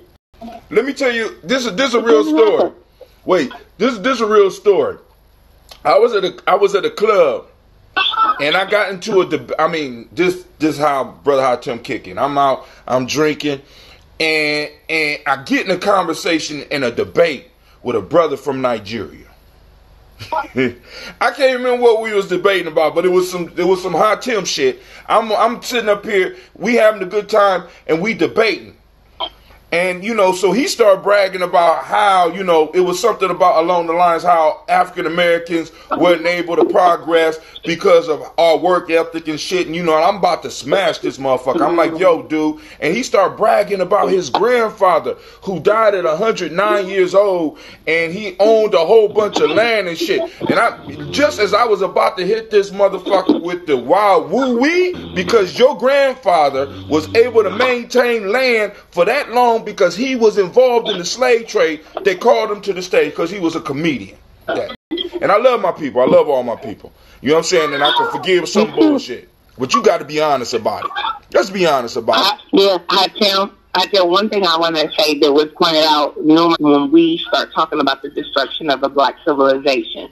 The things that we do here that are counterproductive to our progression, we too did in Africa on this continent, but it started on the continent of Africa. And if we don't go back and look at some of those behaviors, some of those actions, some of those ideologies that we held, that some of those people on that continent held, that we continue to hold today, we won't be able to pull ourselves up. We won't be able to bring about change or a revolution. But if we just think that it is just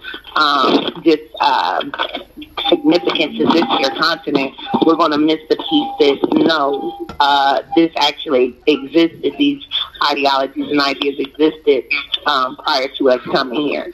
And what she's talking about with the selling of slaves and the participation in the slave trade, significant to this here continent is part of it. Well, you know, selling out and all that. But I want to say this too. Hakim's going to be mad at. I mean, I'm not trying to get him going today, but the Negro speaks rivers. So when we speak about arts, what we've done, I mean, we constantly will talk about what has happened to us as a consequence of being it, or fail to acknowledge the fact that this is our country. This is our country. We built this country. It is our country. On our ingenuity, on our slave labor. Right. We built this country. So this country is just as much mine than anyone else's. So you would have me call myself an African American, but the reality that's where I disagree with you. Anybody else's? Fuck that. I'm not on that equality shit because nobody ever wanted to give us. It's more ours than anybody else's.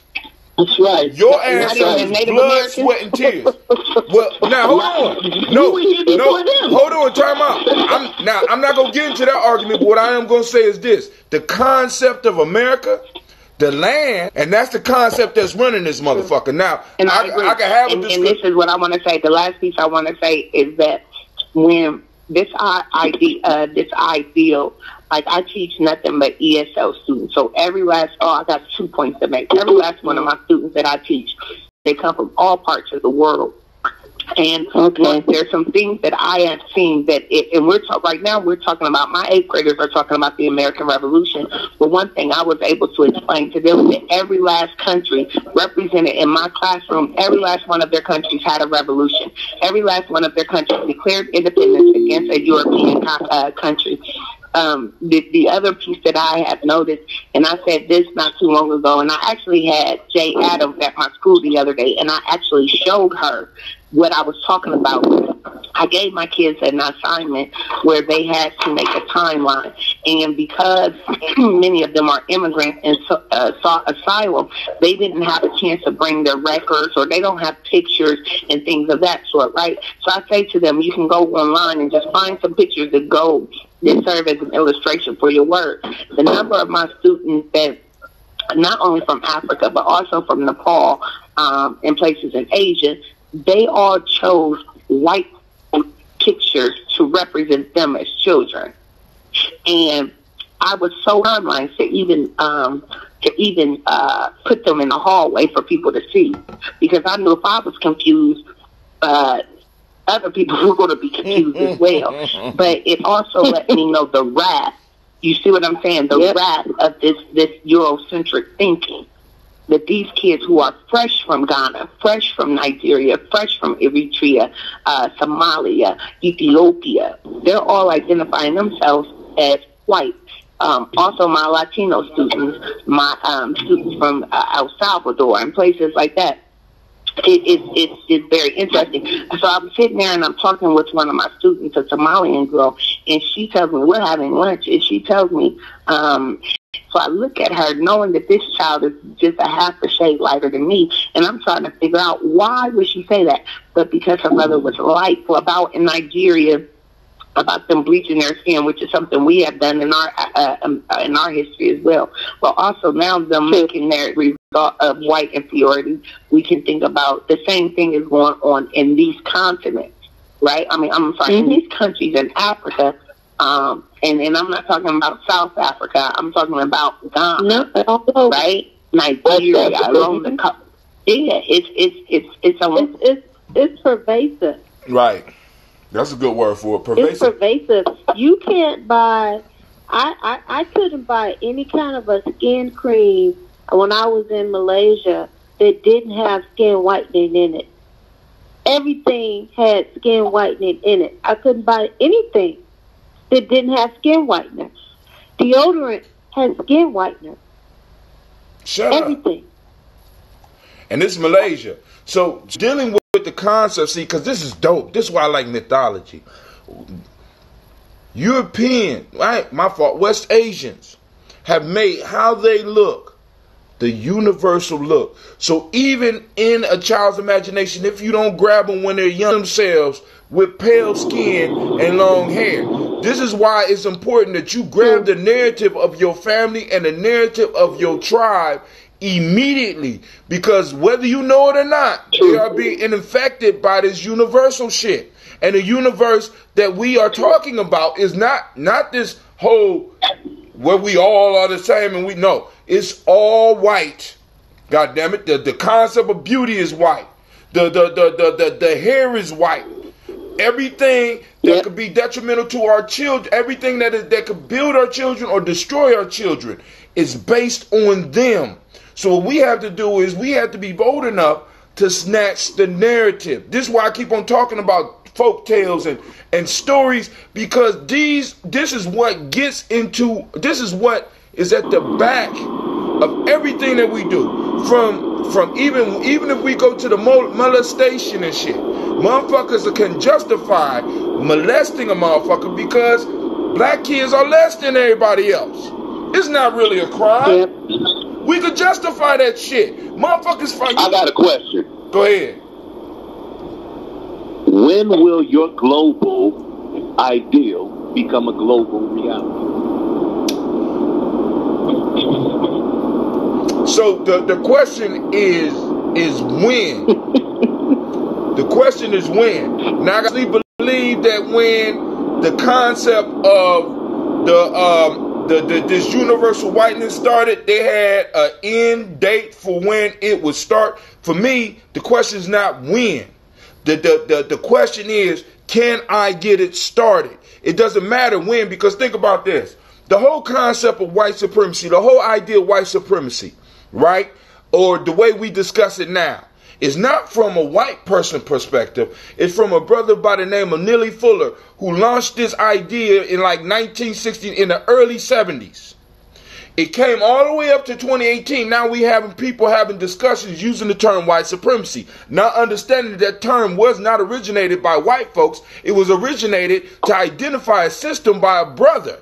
And his thought concept is now growing. He didn't know when the shit was going to go global. I'm not concerned about when my shit become universal. I'm concerned about how my shit affect my children and your children and all of our children right now, because I never know when one of these children that's coming from me will go global. So the question is not when. The question is, can we get the process started? Because it might take 30 years. It might take 100 years. Hey, I like to say that I agree. I think one of the, are you all there? We're here. Yes. Yeah, we're here.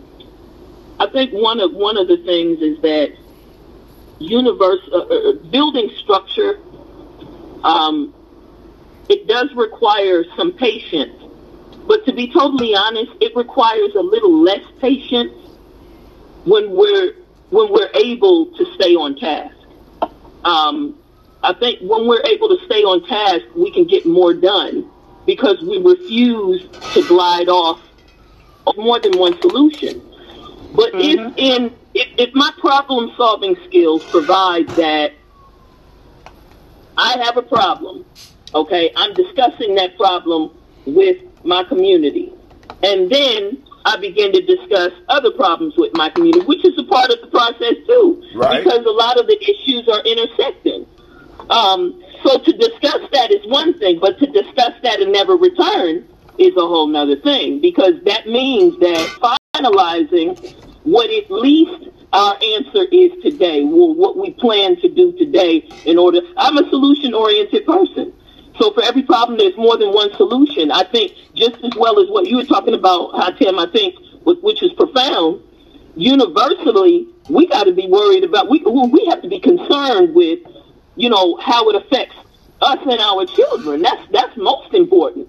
And I think, finish is that inside of it being imperative for us to realize what has become universal for us here, is to also realize within that list of things, universally, sexuality, in terms of where we're actually starting, where we're exploring into, and where we're concluding, sexuality is the issue.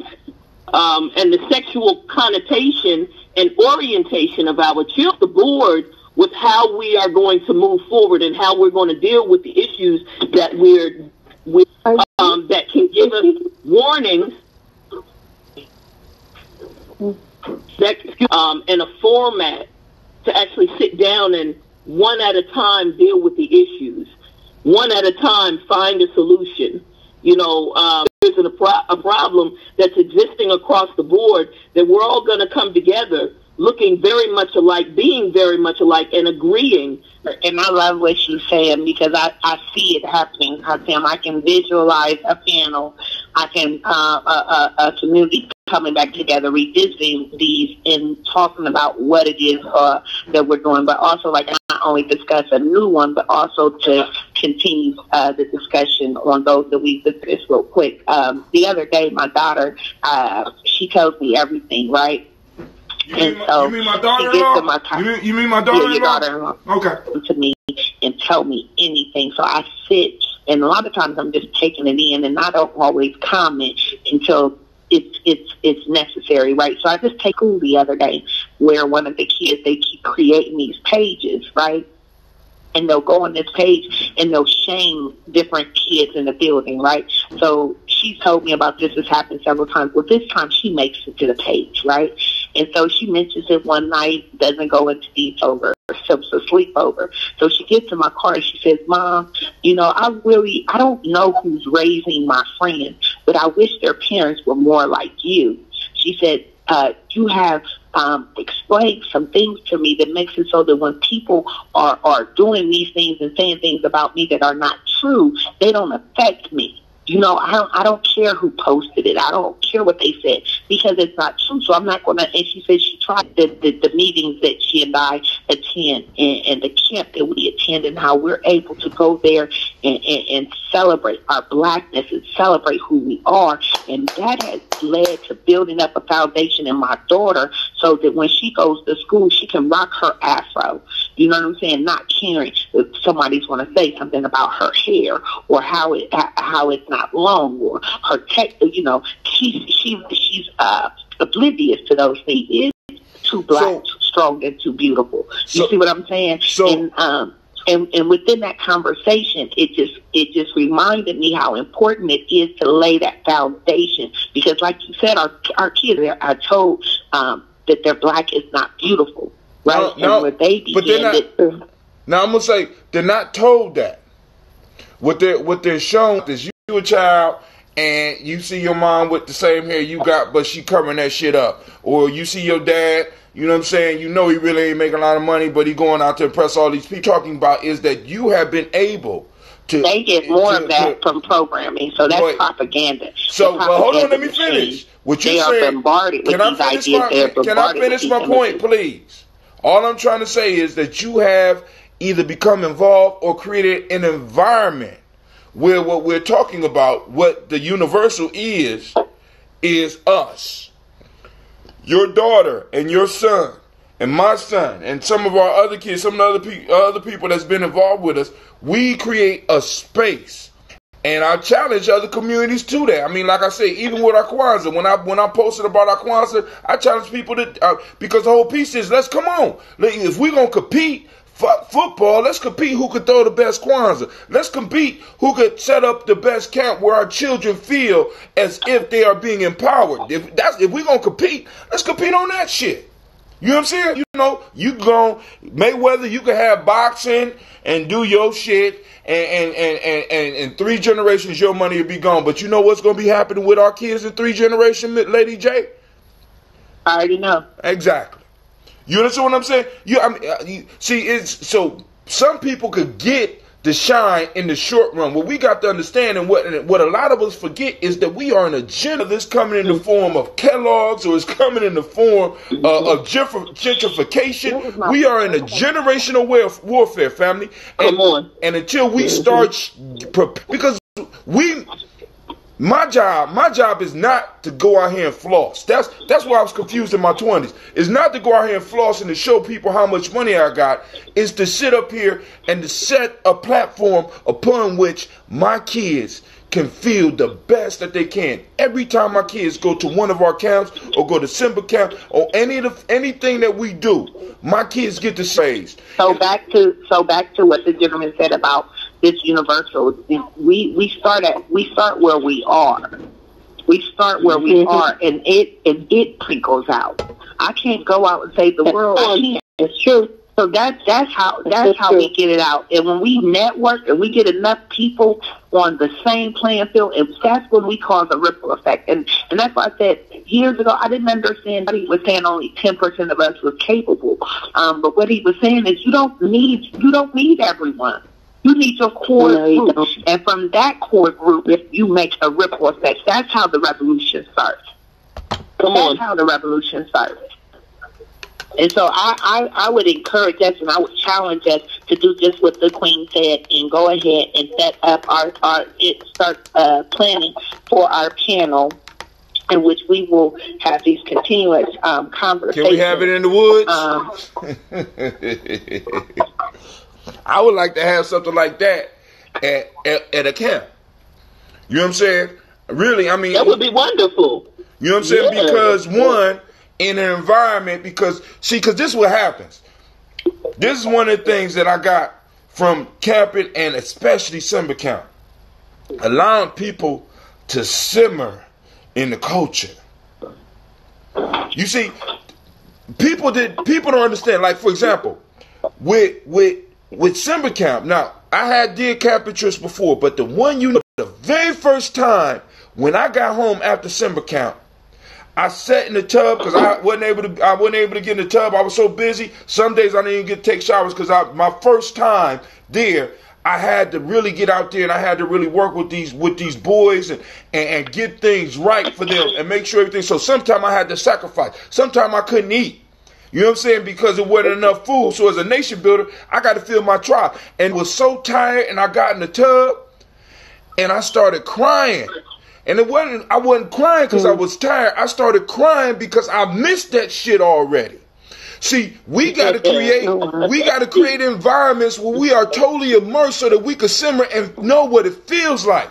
This is why. Come on. This is why I say something like this. People need, if we have these conversations, they need to simmer on it. This ain't no shit where we go to a European hotel and give them our motherfucking money and then we go home and be immersed back in the bullshit. No, we got to let this simmer. This is why it's important for us to pull up and go camping and do stuff, because we got to set up the environment where we can make happen what we want to happen, because it's in that sacred space. And we can call on our Creator and our ancestors to insulate that shit. You can't cook a soup in 5 minutes. You know what I'm saying? A real good soup. Now you go and get the canned shit, but if you want a real good soup, you gotta let it stew. You understand what I'm saying? But I'm sorry. Go ahead. All right. So first, that I was in second grade when I finally realized I wasn't Puerto Rican.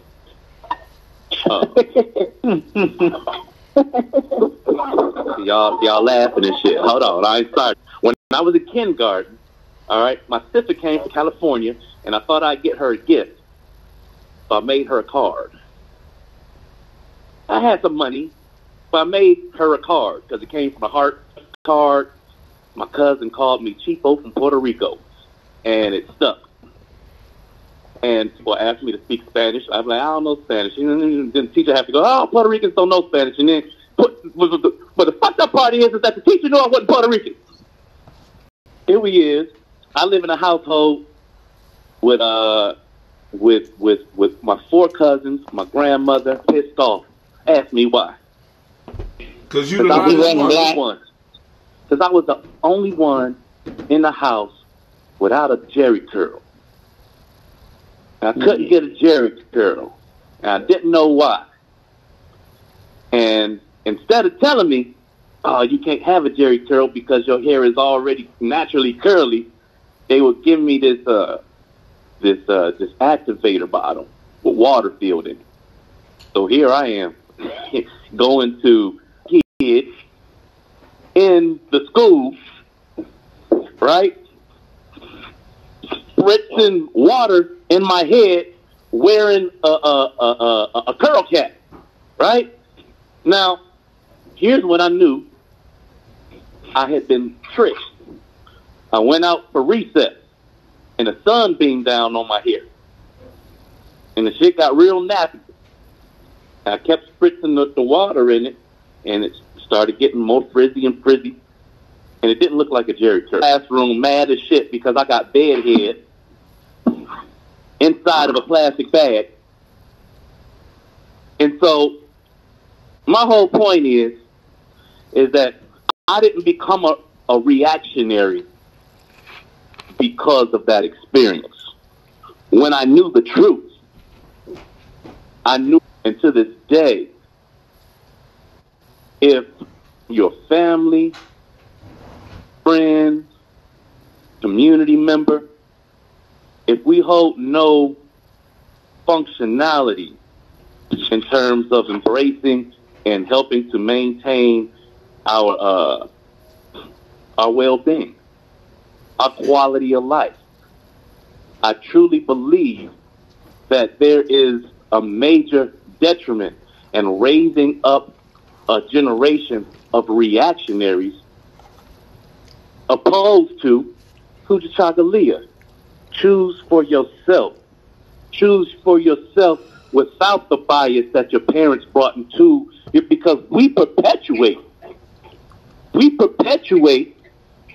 our fears through the way that we teach our children. And some of us are not in the space to teach them to act instead of reacting all the time. When we get on the line, it's less today about what we can use our innovations and our resources to create that isn't here. It's more about why we have it and why it's going to be difficult for our children later on. And there's just certain things. Go ahead. Now, so looking at the reality, I mean, because maybe I'm wrong. Maybe it's not the reality. But looking at the reality or looking at what is wrong to show your children that. It's wrong to have those discussions. Is that what I'm hearing? No. Okay. No. It's just wrong to tell them that's the only way to win. What? Well, it's a good thing we're not doing that, everybody. So we're on the right path, is what he's saying. So, Brother Hatem, I want to ask you. So, in terms of having a forum like that, with there at the camp, one thing that I wanted to ask you, because I'd love to do that too. I'd love to be a part of that if I can. One thing I want to ask you too is it possible that we could maybe have a mock forum or a forum that's a prerequisite to having it there at the camp, so that some of the more mature details of the discussion we could discuss amongst the adults. Hell yeah. And then, I mean, see, this is better yet. How can we take it from a discussion panel into action? Well, first you got to discuss it first, obviously. Now, but I'm gonna go to this. Let me tell you what my superpower is, and it took me years to discover this. I discovered it last week. I had the ability to create time and space. Time and space. So, and I mean, all throughout my life, I'm looking at that shit, time and space. I've been able to create time and space. So the piece is, we can do that. We can have a conversation beforehand. Hell, we have, as a matter of fact, Sister Navita on the line, we got to talk about this next movie that we're going to do for, right. For, I mean, because we got people coming through. We have fundraisers as well as discussions on a regular basis. Every other week we do warrior training. Yeah. We got a warrior training coming up. You know what I'm saying? It's like, for me, because sometimes setting other stuff to do it is complicated for me because I'm doing a lot of shit. So I'm like, boom, if we could fit it into what's already popping off, I have no problems with that because I have adults that come through.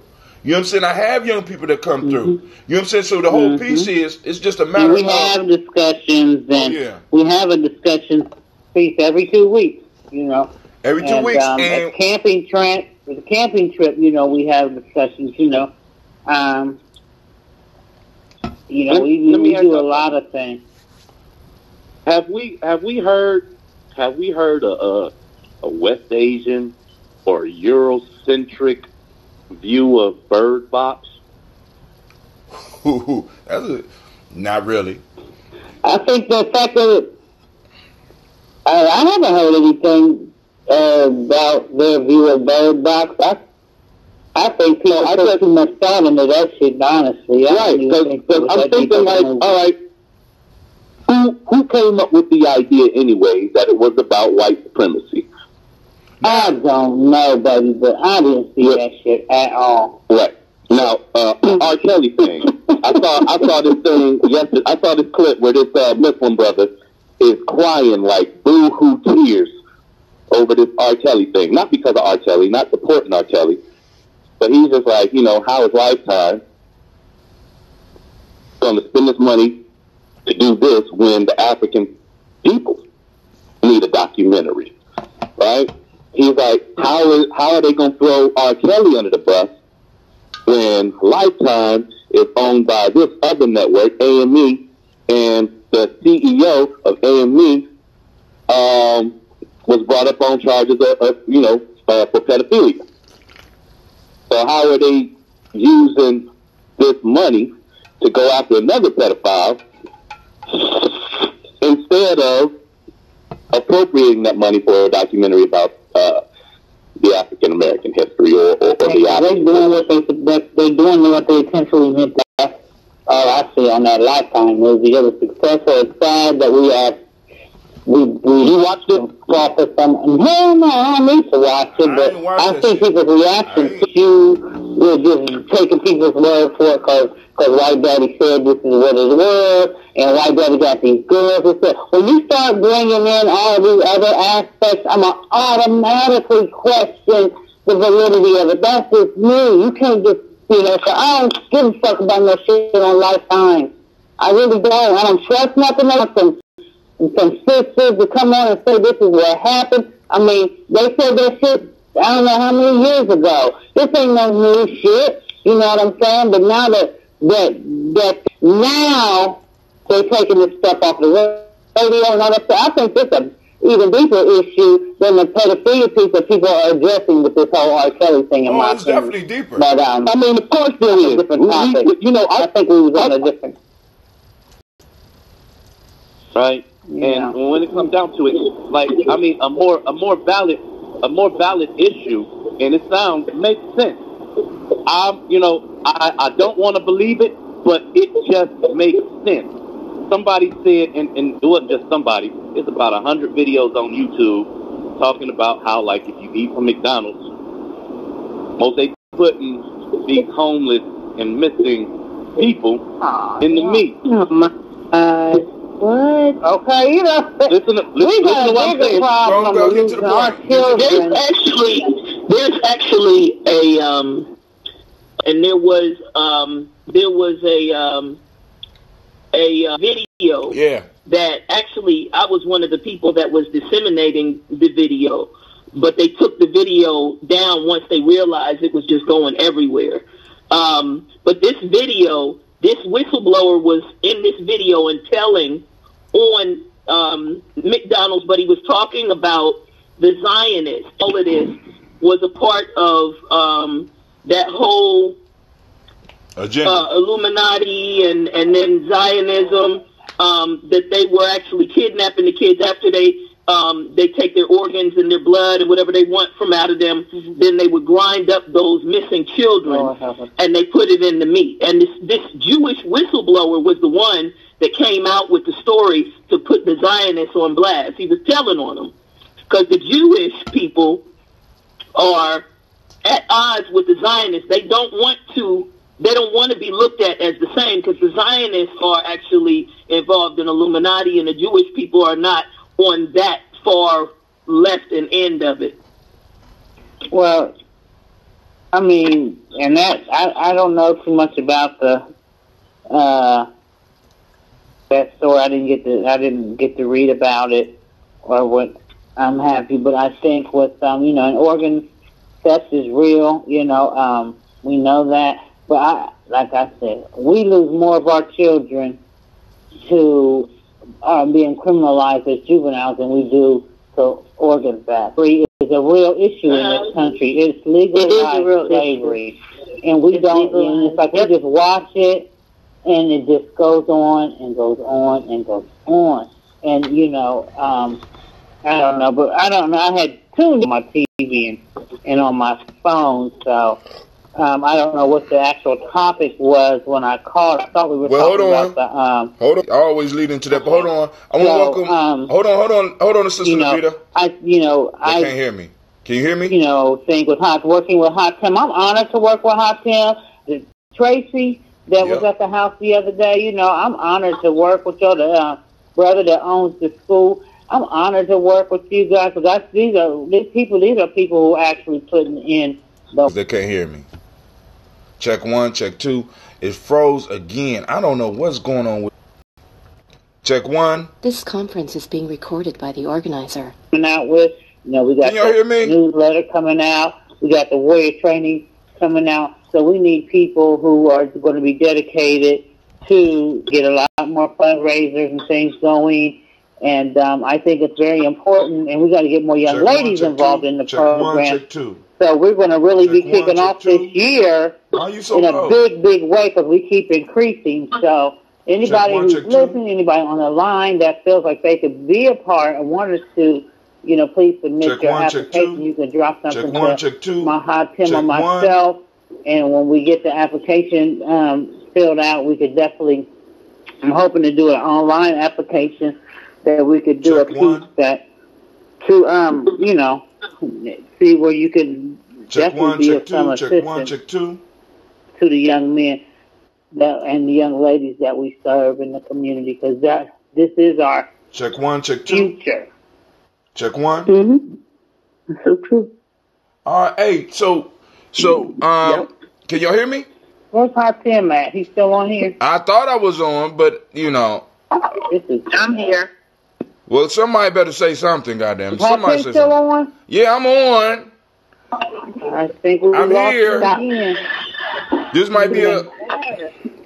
Can you see him? Because I can't see. All right, I'm on, family, but something going on with my mic. This conference is being recorded. My mic don't sound nice. Check 1. Can y'all hear me now? Yeah, I can hear you. Right. Okay. Cool. All right. So no. You can't. Yeah, I can hear you. Yeah. All right. Cool. So, family, we have been on for almost 3 hours, somewhere around. I'm gonna tell you exactly how long we've been on. We've been on 2 hours and 24 minutes. So I want to thank Yeah, I mean, really, 2 hours, 24 minutes. You know what I'm saying? And I want to thank everybody for taking the time to call in. I want to take time for, I want to thank all the family that took the time to post up.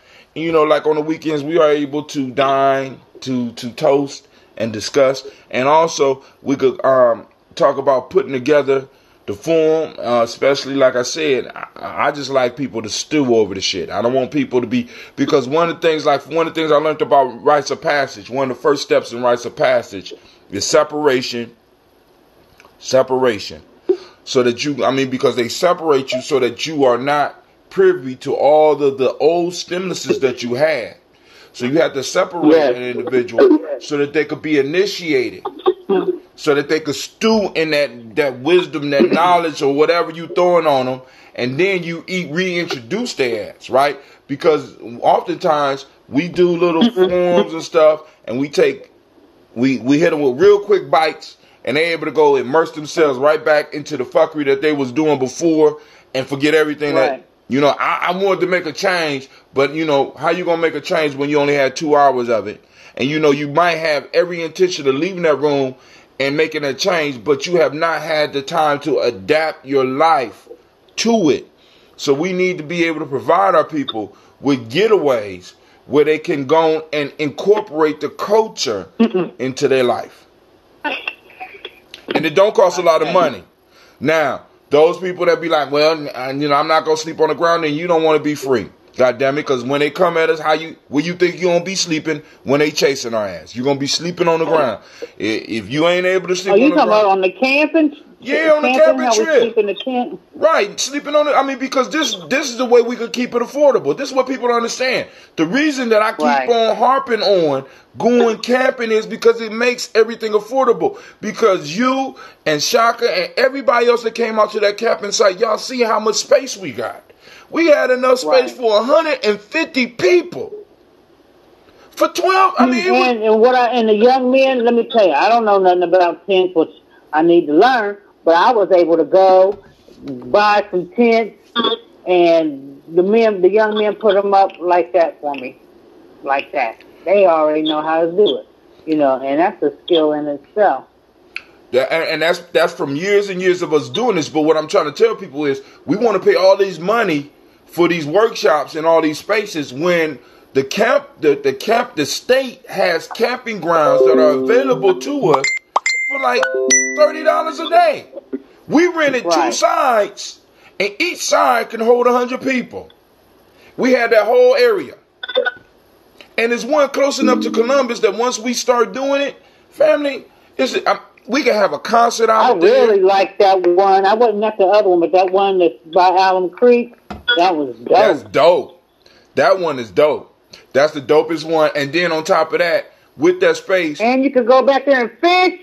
Not only can you go back there and fish, you got that whole area. And what people don't understand is all the way out to the gate is yours for that time. So when you walk down towards the gate, I don't know if you remember driving towards the gate, it's a gate right there. All of that is yours. You even have the space up on top, all the way out into the water on the top of the dock, as well as the water that's right by you that you can fish. We could throw a concert there. I'm just saying. We can have any type of workshop we want for pennies on the dollar. Well, Brother Hudson, I'm gonna come off of the line, but I did want to say thank you so very much. I enjoyed the conversation so much. Please let me know when you all want to do the forum concerning, the sexual balance within our community. Please let me know, because that's something that I am very interested in, as well as you already know that I'm interested in the work that you're doing with boys and young men. That's my area too, but it's your area for natural purposes more so. So I really appreciate the work that you're doing, and I do talk about that work whenever I'm doing an interview or anything like that. I usually bring up your name and the work that you're doing in the community here in Columbus. So keep doing what you're doing. Y'all, I enjoy all of y'all's comments. I really enjoy staying on task more than anything, and I enjoy structure more than anything because structure builds on top of foundation. And I look forward to us in the Black community doing more of that because it also produces more results. So I thank you. I love y'all. I appreciate you, and y'all have a wonderful rest of the day. Cool. You too, sir. You too. Right, I'm going to roll out too. I'm going to tune in for the rest of the show. And peace. All right. Anybody else got any last words? Last words, because I'm about to shut it down. I'm going to say my last words. I'm going to go have dinner. Good night, guys. Wait, it's nighttime where you are? Yeah, it's 6:36. It's time for me to eat dinner. Family International. Shaka, you got any last words before we get up out of here? Peace. Peace, family. Thank you for joining us. I want to remind you, you are now listening to you have joined the Congregation of the Mighty. This is Giami Journey Media. Thank you, Anime. This is a Heart of a Simple production. Of course, you know, we have just finished the Daily Toast and Talk on the weekends, and we say it's a Heart of a Simple production. We strive to blow up your old paradigms, and we did this show exactly 2 hours and 30 minutes. Family, like and share. Let's build up the movement. We need to be toasting our ancestors. We need to be having conversations. You know what I'm saying? Conversations, disagreements, fallouts, and all that shit, so that we could go on and continue building. You know what I'm saying? All right. So somebody still on the line? Who on the line? What's going on? Who that? Oh, they still. Okay, cool. I thought. All right. But I'm about to hang up, and family, we strive to blow up your old paradigms. Explosion. What's that kind of mighty? You just all you gotta do is explode. That's all. You can't explode. All right, peace out. Peace.